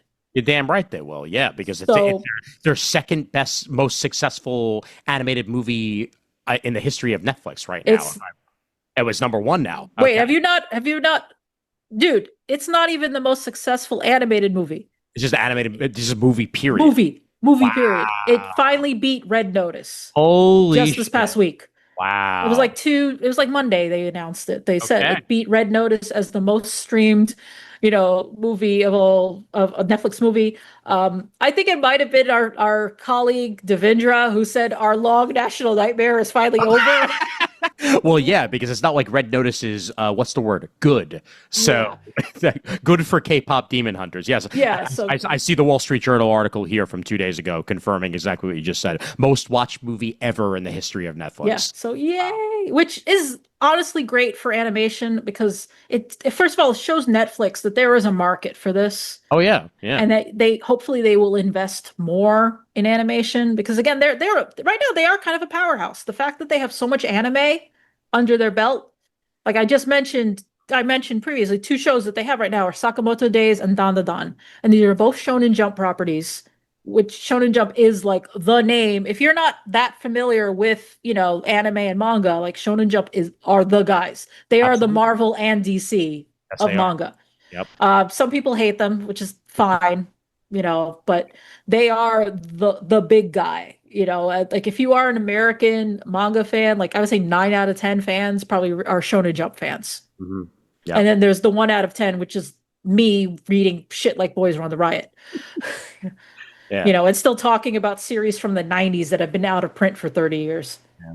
So what other panels did you get to hit? So yeah, I mean, yeah, basically what I was doing is like I would do like one panel a day and then I would go walk the floor. Mhm. I did not buy anything at the show, which I will say, like, it wasn't just a part of it is stop buying stuff you're not going to read, Chris. Stop buying toys. You don't need toys. You have plenty of toys. You love your toys. You have trunks and Android 18 on a shelf over there. You don't need more. Yes, indeed. Uh, so if I spend any money at cons this year, it might be near Comic-Con, but let's see if I can hold off. Like, you know. But yeah, panels. So Friday, I actually did have, sorry, I'm trying to remember each day here. Okay, so Friday, 1:30 p.m. in the special events hall, I went to see Star Wars Visions. Nice. I did actually cover it for Engadget. I covered the Very good. panel. It was just about Star Wars Visions, which is, Mhm. you know, the show on Disney Plus that Yeah. is an animated anthology series. Hmm. Yeah. To me, it feels like, especially like season one, but also season two felt very much like heavy metal for me. Heavy Okay. metal, as in the comics anthology series, you know, the Yes. American version. I never read the French version because I don't read French. Mhm. You know, French is metal hurlong, Yeah. metal hurlong, hurlong. I love But French. Yeah. the most important question: did this have a one-way ticket to midnight? So they had the executive producer of the show come out, James Waugh. Hmm. I'm just being mean today. I'm like, Waugh. Yeah, Wow. James Waugh came out to talk about the show.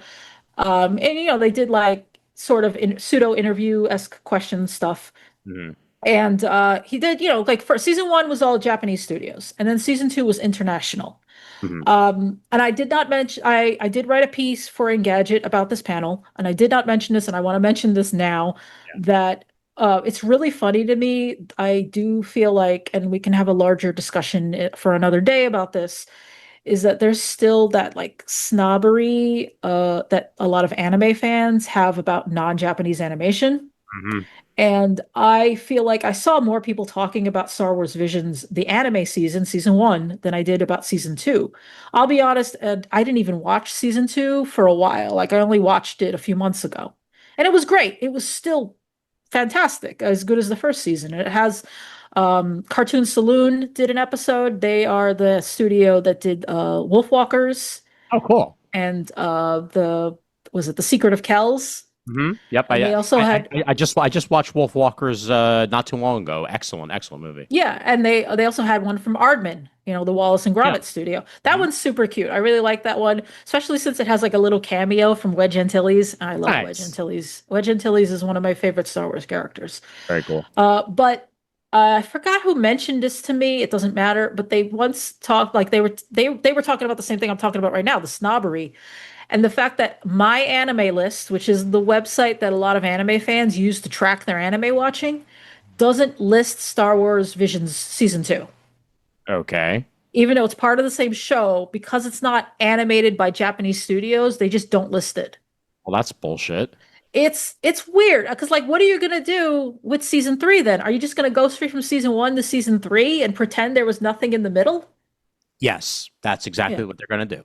Yeah, so that was like my thing is that the panel was not like international animation bad. Like, he was very positive. He's like, it was nice to get this international perspective. We liked working with the studios, but there was no question that weren't gonna go back to Japan. Like they were very effusive about being able to work with these studios again. All right. So they do not, I noticed not all of, they've already announced what all the episodes are and which studios they are. So they are they're working with Trigger again. People love Trigger. Yeah. Again, that's Kill la Kill, as I mentioned. Trigger is also, I didn't, my brain did not even pick up on this because you heard that Panty and Stocking is back. Yes, I did. Yes, I did. Yeah. Yeah, and it's with Trigger now. And I didn't even make the connection that I forgot that Panty and Stocking with Garter Belt was done by Gynax originally. Oh shit. Yeah. Yeah, it was a Gynax show because Trigger Wow. didn't exist back then. No, you're right. Yeah. When Yeah. they announced it now, my brain just completely slid over. I went, yeah, of course Trigger's doing it. They didn't know they did not do the original, Chris.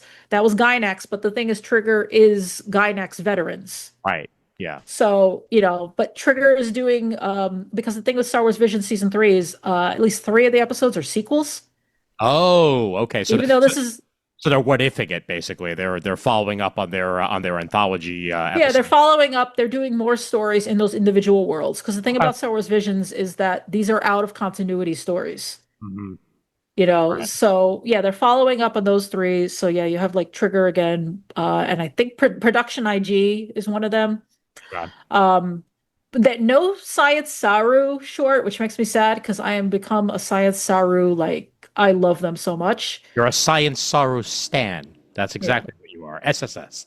Yeah, no, I mean, I'm gonna keep harassing you, Ian. You got to watch some of their movies. I Yeah. really loved The Night is Short, Walk On Girl. Mhm. And they also animate Dawn to Dawn, which you really should be watching. I Everyone listening to this podcast should watch Dawn to Dawn. yes. So yeah, Star Wars Visions, they showed one episode of it called Black. It is the point of view of a average stormtrooper. It's not narrative based. As I said in my Engadget piece, it's very vibes.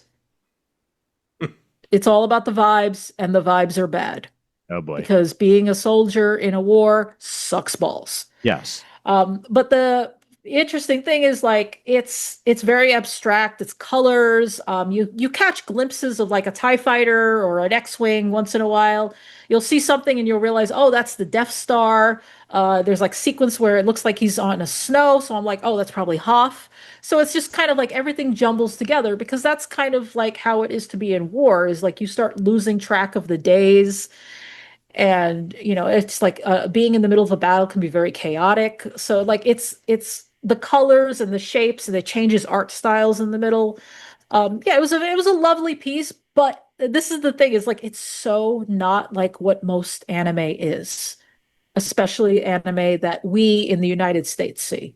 Got it. So Okay. I thought it was as I wrote in my piece for Engadget, and you can get the link and put it in the show notes. Mhm. And it's very odd choice to make this the episode you're pushing, because they didn't just show it at Anime NYC, they also showed it at Annecy, which is Okay. the big animation festival in France. Yeah, yeah, yeah. They had a virtual Q&A. Virtual normally means that the person is doing it remotely, like Zoom, but in this case, it was also pre-recorded.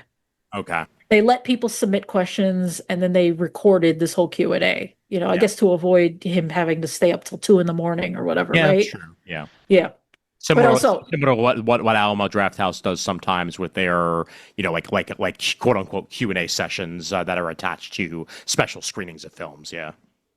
yeah, but I don't want to get too heavily into this, but I do think it's very interesting because Star Wars Visions feels like a passion project. Mhm. And I wonder, because the minute I noticed that, I was like, this is not like typical anime.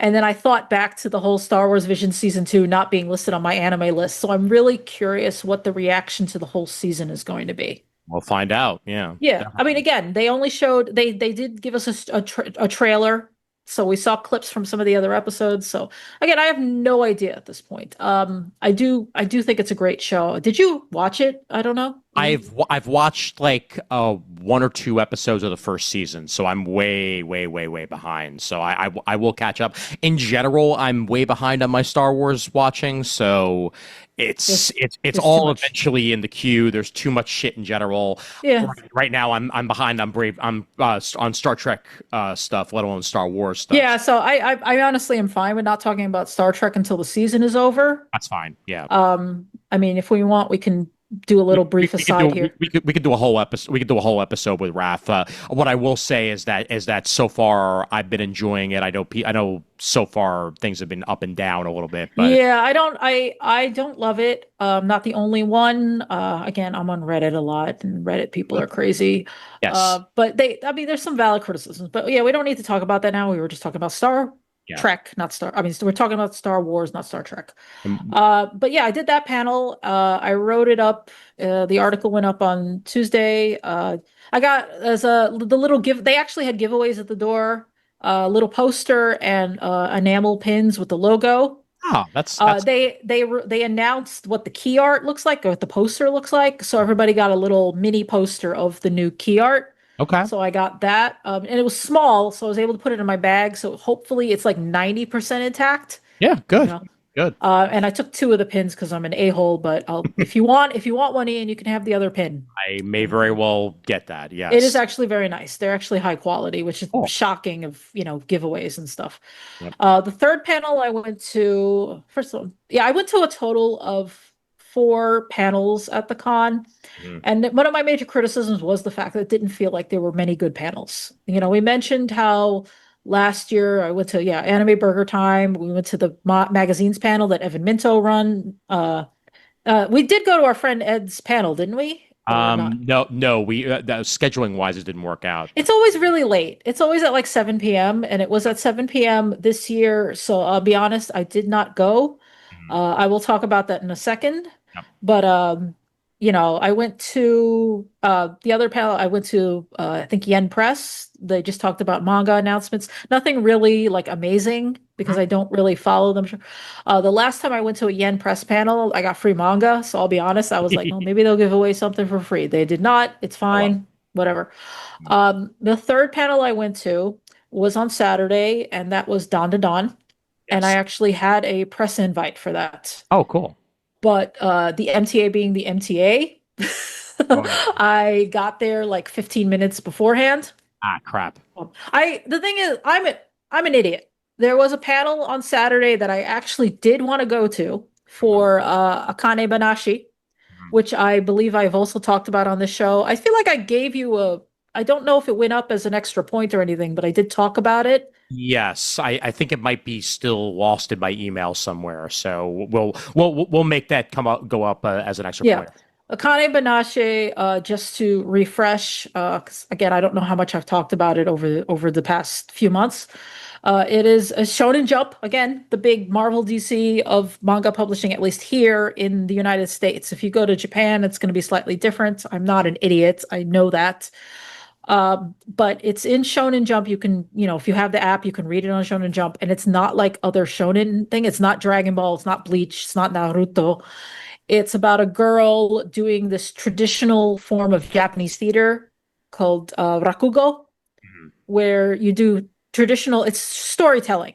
You sit on the stage and you tell a story. And the thing is, like, the art of it is how do you depict different characters because it's solo storytelling with your voice and your hands. You can't move your body. You have to sit on a pillow the entire time.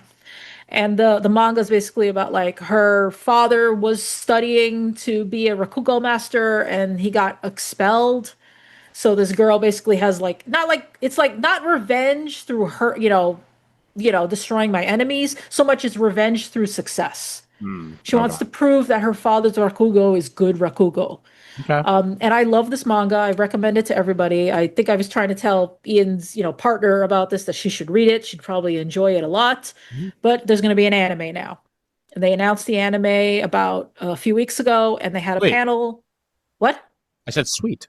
Yeah, they announced it like 2 or 3 weeks ago, earlier this month, and they had a panel for it, and I was intending to go to that, but then I was like, it's 11 a.m. I don't really want to get up at 8 or whatever today because it's Saturday and I want my Sure. Saturdays. Um, so I just kind of skipped it. I just wasn't feeling it. I wasn't feeling great, and I was just like, okay. Um, so I decided to go in just for the Dawn to Dawn panel, and the MTA had the MTA. Yeah. I'm an idiot. I blame it's entirely on me that I did not check the schedule, and it turns out my train was not running from my local station. Oh boy. So I had to do the whole go down to go up. I hate when that happens. Yeah, so I showed up about 15 minutes to spare. And the thing is, with the way the reservations work, and I was going to say, I mentioned the Anime NYC Plus badges and stuff. Yeah. Also, the thing is, the way the reservations work is you have to be there 20 minutes or earlier. Okay. Like people seem to think it's a guaranteed spot, and it's not. Oh, it's not. No.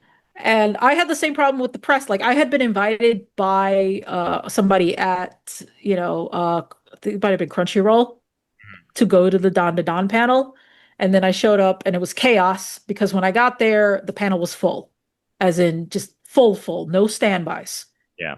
So they were just turning people away. And I'm like, I actually have a press invite from so and so. Well, who's that? That's the person literally running the panel. Like, I have an email and everything.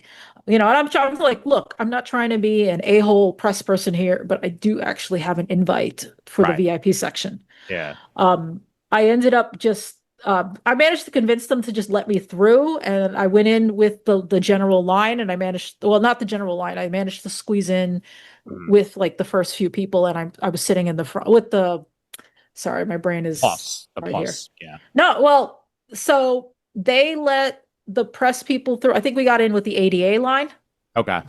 So still got in pretty early. Like ADA, I think is the first people they put in there because they don't want the ADA people wrestling with able-bodied people. Yeah, of course. That's how you end up with injuries. Right. So I got a good seat. It was fine. Oh no, my brain is really no. That was Star Wars Visions. I got a really good seat for Don to Don, but yeah, I managed to get in, and I still got a spot. And then I finally got a call from like the Crunchyroll guy who was like, "Hey, are you picking up your badge or what?" And I'm like, "I'm already in the room." He's like, "Oh, he said, oh yeah, well, yeah." People can't see us. Like there's a special area to pick up your wristbands, Okay. and I couldn't see it because it was chaotic. Right. Right. I think that's something they can improve upon because, like, for starters, if you have an invitation or anything, like, you don't entirely know what you do. Like I checked my email. He didn't actually say where to go. Right. But I was going to mention, so they do this reservation system. You have to be there 20 minutes, at least 20 minutes in advance. Again, I said I hit 15 minutes, so I screwed up, right? Mhm. People with Anime NYC Plus badges were trying to get in. They had to be like, that's not No. how this works. No. The room is literally full. Yeah. Like we have hit fire capacity. The fact Yeah. that they even let anybody in, like me, was shocking, right? Absolutely. But I got an email not from Netflix or anything or Don to Don or anything like that. Anime NYC had sent out an email on Saturday being like, "Hey, we're noticing a lot of you are making reservations and then showing up, like right before panel time. You can't do that." Like, and I think people just assume like this is guaranteed, and it's like no. Eventually, they have to release the seats. Of course. Like Yeah. unless you paid for this ticket specifically to this event, which you don't, that's not how it works. Yeah. They have to fill the seats. It's not fair to people, The supply and demand is there for panels as well, quite frankly. That just like we were talking about how there's always an overflow, like the reason why there's an overflow is that there's going to be tons of people that wind up making their reservation and then not showing up. Yeah, the reservations were so easy to make. Yeah. Like Anime NYC has this thing where they send out emails like reservations open tonight, panel reservations open tonight, and I ignored them because I'm like, you know what? I'm not going to be sitting at my computer at midnight or whatever time it was, 10 p.m. It might have been 10 p.m. It was like some weird hour, to immediately make a reservation. I do not do that anymore. I'm too old to do that kind of stressful fan shit. Yeah, of course. But I was shocked that, so I was like, you know what? Just in case, because I do not know how this is going to work. I think I made the reservation for Star Wars Visions, which I was shocked that they were still available. Yeah. It was the night before.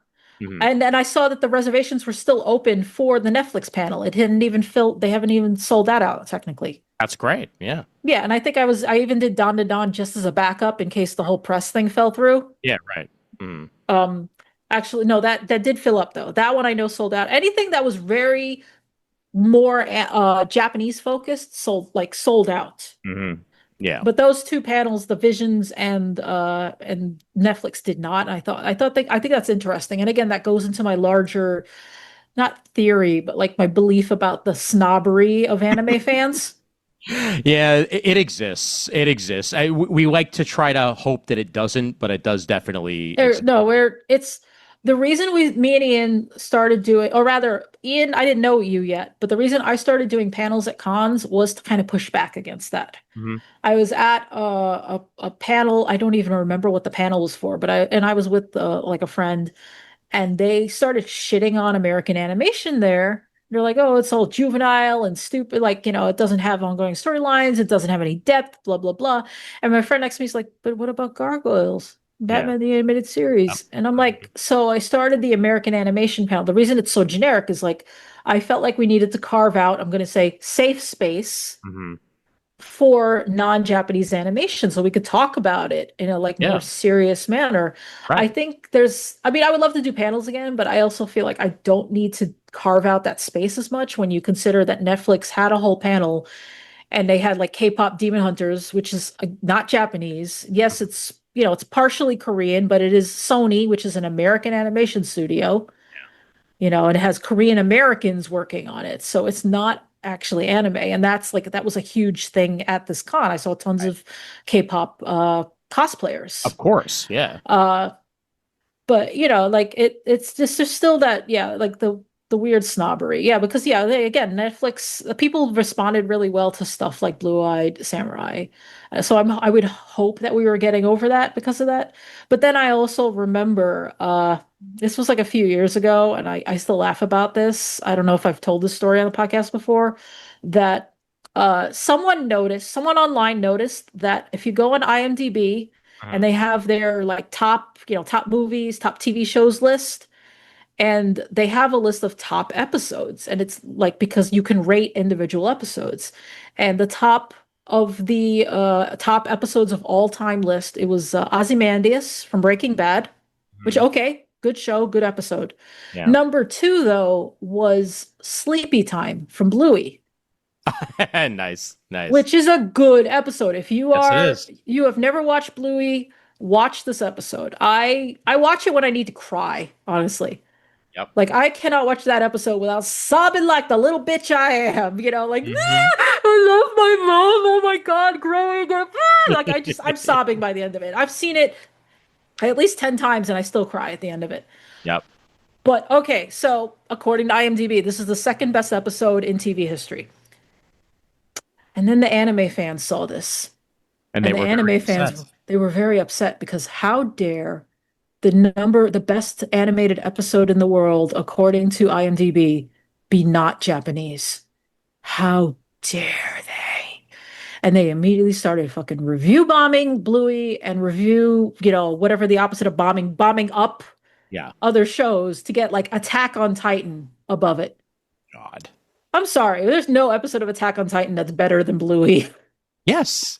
Even the worst episode of Bluey is better than the best episode of Attack on Titan. And I I would like Attack on Titan. I would agree with that entirely, especially with how, I mean, and mind you, I have not finished Attack on Titan, but I sure as hell have heard about how it ends and how off the rails it kind of goes. Yeah, So, I'm not even talking about the weird like pseudo Jew analogies with it. It's just yeah, yeah. the last story arc, it's genocidal and it's crazy. I know. Like Me, no big fan of that. But yeah, but yeah, no, but anime fans be tripping. yes, I think it's my general point. Yeah. I'm glad that the Dan panel, that A, you got in, B, that it filled up the capacity. Like that's the type of panel that should fill up the capacity. Yeah, so yeah, Dawn to Dawn. They were promoting basically the rest of season two because season two started last month. There was nothing really important to talk about, which was Mhm. weird because I got an email being like, "Do you agree to the embargo?" And I'm like, "What embargo? What do you even have to talk about?" The Mhm. piece of news was they cast one of the major characters. Okay. Like we knew the character is showing up this season because he's in the opening. Right. It's Kaigo or Keigo. Yeah, again, I mean, I have read the manga. I just don't. It's the nerdy dude who won't shut the hell up about like mecha. That's Mhm. what I call him in my head. But I think it's like Kaigo or Keigo or whatever. Yeah. But they announced his casting, and and then people were like, "Yeah!" And he did a little voice. He did a virtual appearance. They also played a game with the voice actors. They literally did the whole "What's in the box" and made them reach inside a box, Hmm. and they had to like touch what's in the box and guess what it was. And some of it was they were all the objects were related to their character. Okay. But yeah, they didn't really have anything to reveal other than this voice actor. But it was kind of fun to be in the room. Like it Sure. had that nice fandom vibe. Yep. Uh, got these little fans with the turbo granny on them. Everybody got Love a it. fan, which was nice because it was a little hot. Hmm. Some of the fans had stars on the back of them, and if you had the star, I did not have the star, you won a prize. There Okay. was one gold star and two silver stars, and they went, "Oh, does anybody have a gold star?" And after like blah, blah, blah, blah, blah, eventually someone's like, "Yeah, me!" And they won like a $200 like a wall scroll type thing Oh, that's pretty with cool. like a piece of Don the Don art, like on Sweet. a scroll, which are being like I know how much it costs because they had a section where they talked about merch, Hmm. and they mentioned that as one of the merch that you could buy now from Don the Don. Yeah. The silver, they were like, okay, who's got a silver star? Dead silence. Some Oh. murmuring, but mostly dead silence. Does anyone have a silver star? Oh. Anyone? Anyone? Anyone? Wow. Anyone? Like it's just Bueller. Uh, As we were leaving, finally someone went, "Oh, hey!" And so at least one person got the second prize, okay. but there's still like one star out there. Ah, man. How does that And I'm even like, happen? I That's don't know, because ridiculous. you would think, because normally what you would do is you put them in like the first 100 fans you give out, Yeah, right? yeah, They yeah. must have lost it or something, you Ah, know? man. All right. Well, at least one of them got given out. Yeah, So it was so funny, but that panel was fine. I normally don't do the bigger panels, but the fact that I was able to get in, I didn't really, it's funny, I had the VIP pass for this, but there was again nothing for me to write about because yeah. I'm not an anime website. That's No, not no the big kind of no thing big I write deal. up. Yeah. Yeah. So those are the three big panels plus the one smaller publisher panel that I went to. And the thing is, like, once I had finished walking the floor, honestly, I'm almost done. We have like 3 minutes of talk about this. Yep. Um, Once I was done walking the floor, I walked the entire floor. I didn't buy anything. I did. I saw a lot of tea vendors, and I don't by tea. I don't mean like like the food vendors. I just mean Oh, people selling bags of tea, like D and yes. T. D Hmm. and T Yeah. was there. Yeah. There's a lot more of them now.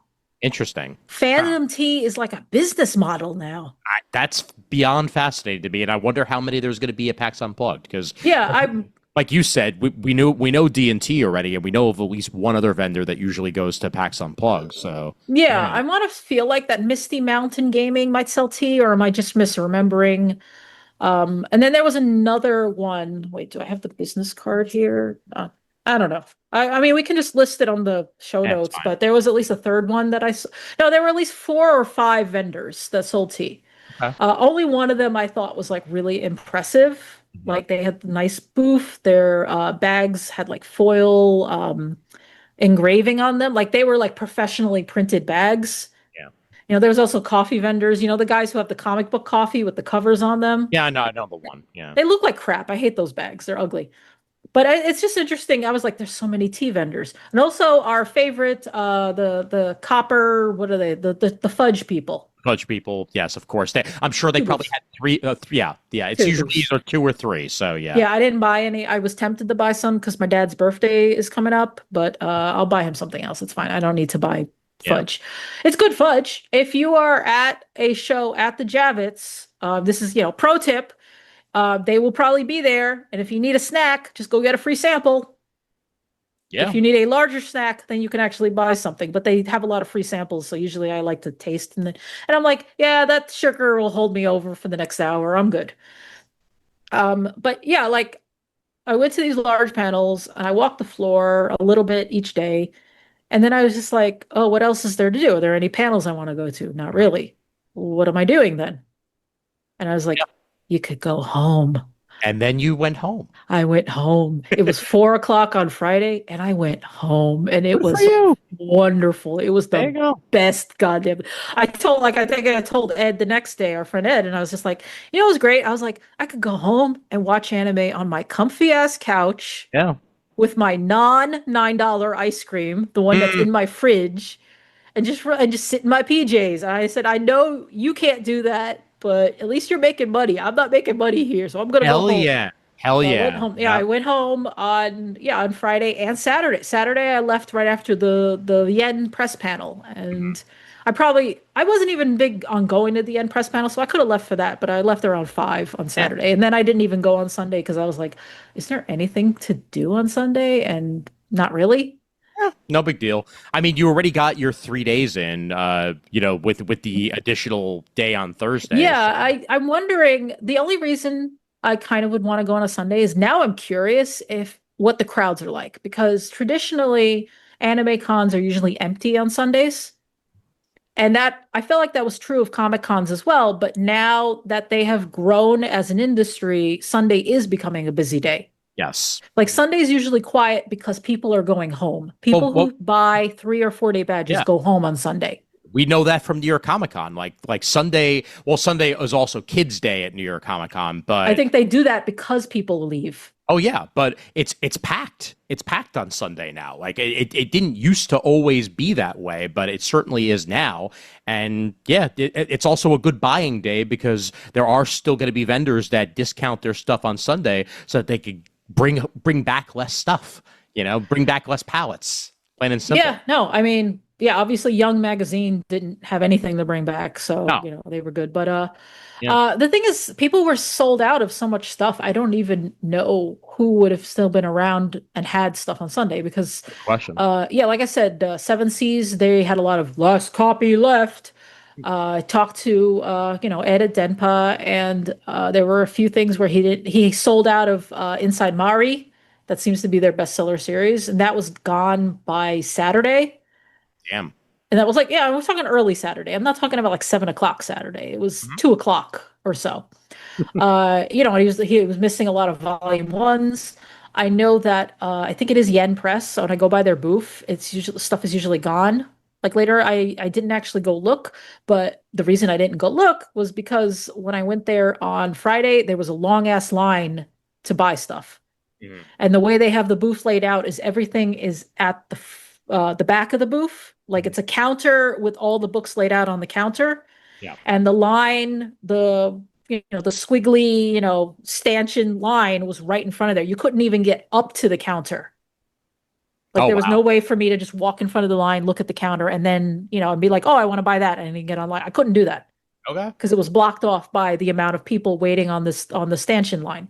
Right. So I don't know how they did, but I would not be surprised if they were sold out as well.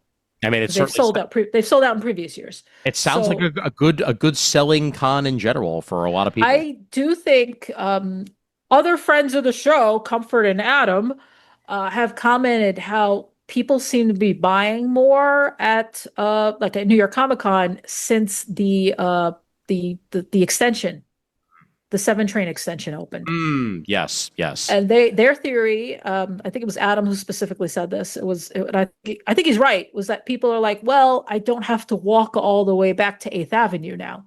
Yep. Like again, if you don't know New York, avenues are very wide. Streets are small, avenues are not. Mhm. So that's like 4 blocks. It's still like a 10 to 15-minute walk just to get to 8th Avenue. And most people are not going to 8th Avenue. They're going to 7th, 6th, and so forth, right? Yeah. Now you don't have to do that. 7 train is across the street, so you can just get on the 7, you take it 1, 2, or 3 stops and connect to your train now. When the 7 train is actually running, which it's not guaranteed to be running. So Yeah, last year, I think it was last year, it was not running during Anime NYC nope, because it wasn't. they hate us. Yeah. No, like the MTA, I feel like they do hate anime fans, or rather Asian culture fans, because there was at least one time BTS was playing Shea Stadium and the Yes, 7 was not running. I remember. That was really, really smart of them / shitty. So Yeah, it would never happen for like the US Open. It would not happen for a Mets game. Oh, But no, BTS, who and, cares about that? and mind you, I saw at least one person post, the absolute hell that I am in that there is both U.S. Open and Mets game happening on same day. Yeah. Yeah. That station, the whole station complex needs a rebuild, Mhm. definitely at this point. I've been seeing talk about that since the US Open is happening right now. So it's not great. Not great. It sucks. It sucks. Even when there's just a Mets game, leaving the Mets game is like it's a quest. I know. Yep. It's a D&D quest. All right. Any other anime NYC thoughts? Just again, I think the move to August has benefited them. I think I said that last year as well. Yeah. I'm shocked that the numbers they are reporting, like even if that's just turnstile and not badges sold, it's still Mhm. crazy. Yep. And again, they're going to be in August for a while. I still think there is vendor fatigue because again, like I mentioned, Kodansha did not have a big booth, which I think is interesting. And Kodansha is going to do their manga house again for New York Comic Con. Oh, good. That is that's what's interesting to me is they are spending this money to rent out a storefront in Soho. Again, it's going to be at the same venue from what I heard. Yep. Last year, I don't know if I got to talk about this. I think I did talk about it briefly on the show. Was that they rented out a space, like a gallery space, and they made like a mini museum Yes. to Kodansha. They had like panels from different Yeah. comics. They had a model of the bike from Akira, of Kaneda's bike, so you could pose on it for photos. They had a model of the city, Shiganashima. My pronunciation's shit on that, but from Attack on Titan, the district that the story starts in. They had a model of that, so you could like pretend to be a Titan above it.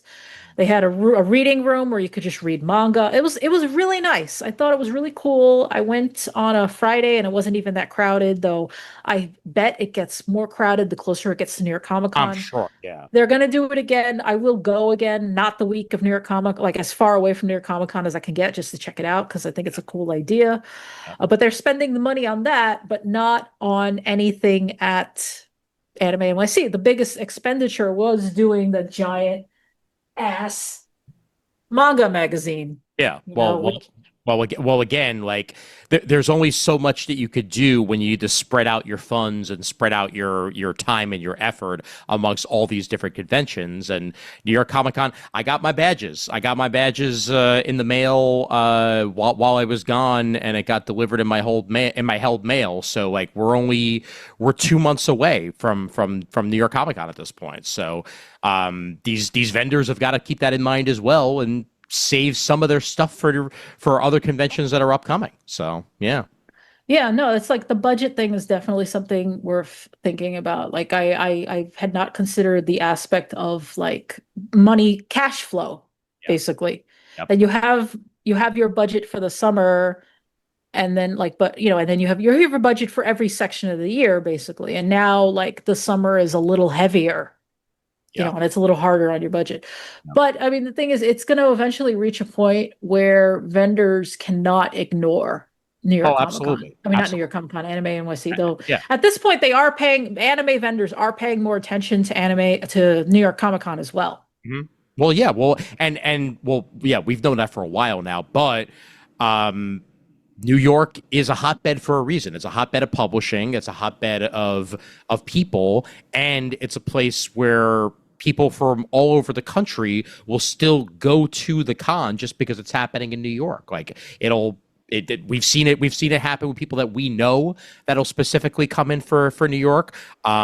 Different vendors will come in specifically because it's New York. It's a hotbed for a reason, Yeah, well, I think because the thing is, like, what keeps people away from New York conventions is the expense. Yes. Like the Javits Center is going to be more expensive. Any venue, because like I said, it's not just conventions that are competing for venues, Mhm.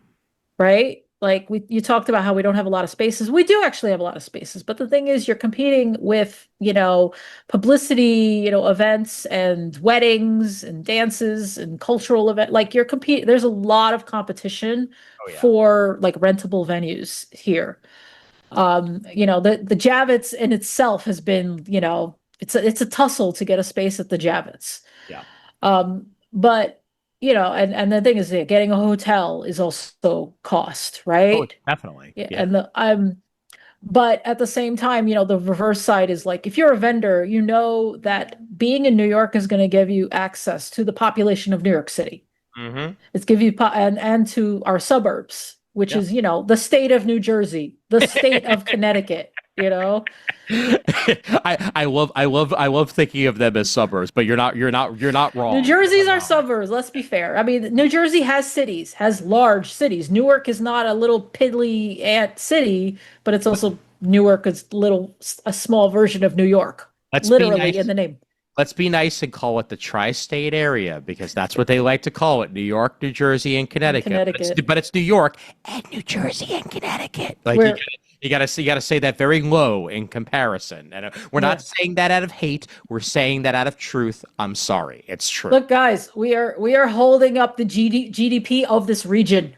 Yes, we are. Yep. I will say this though. So on Blue Sky, there's like a lot of people do a lot of those like memes and stuff, so they can get like engagement bait is the Yeah. word I'm looking for here. Yeah. And engagement bait was like someone had taken a map of the United States and cut it into four quadrants, like literally just a line, going vertical and a line horizontal. Yeah. And again, friend of the show, Zach Davidson was like, because he posted it, and the thing is, the map said, divide the U.S. into these sections. Which section would win in hand-to-hand combat? Mhm. And he was like, Northeast, we have like tons of like crazy rednecks, so of course we would win. And I had to respond to him like because I was like, I posted the famous I have an army, we have a Hulk, Yeah. and I went like we have rednecks, and I went, we have Philly. And that's enough. I say that, see, this is how I make it up to Brandon. Yes, exactly. This is, Exactly. Yeah. I am fully aware as a proud New Yorker that in a full-scale war, like Philly's going to be doing a lot of heavy lifting on this one. Yeah. Yeah. But All that has to happen is one person from Seattle say something bad about the Eagles, oh no, absolutely. and then a nuclear bomb will just land right on Seattle. Like it's just gone. It's over. All right, and here's where this particular episode will be concluding. And you'll get more of me and Chris Naudis next episode as we talk about a bunch of various other topics. Looking forward to you guys listening to that and enjoying it. But a reminder that you can find Chris over at Lampbane on Blue Sky and various other social media platforms that are not X, because to hell with X. But feel free to find her there. And she's also continuing to do some occasional articles for Engadget, at which you can find over at engadget.com. And we will link to her article about the Star Wars Visions panel that she attended on this very episode as well. So you can go ahead and check that out. And with that, I will go ahead and transition over to credits, because that's why I'm here in a different shirt. For those of you watching the YouTube, it's not confusing. I promise. I promise. Email address for Comic Timing is comictiming@gmail.com. You can find us over at facebook.com/Comic Timing. And that's where you can find the Comic Timing fan group as well. So feel free to check us out over there. You can find me on various socials at I_am_sci-fi. I'm also I am sci-fi on Blue Sky without any of those underscores, because Blue Sky doesn't support underscores. I'm surprised they don't at this point, but oh well, what are you going to do? We're also on Blue Sky as Comic Timing. We're on Instagram as Comic Timing Podcast, Threads as Comic Timing Podcast, and you can find us on YouTube as well, where you can find me in a different shirt over at youtube.com/@Comic Timing Podcast. And be sure to check out the Raph's Comics catch-up shorts that have been coming out on there as well. And check out BK's Bullets while you're at it. There, Brent. I pimped you out as well. Thanks again to Chris Naudis for joining me here. Thanks for you for listening. And as always, there's always time for comics.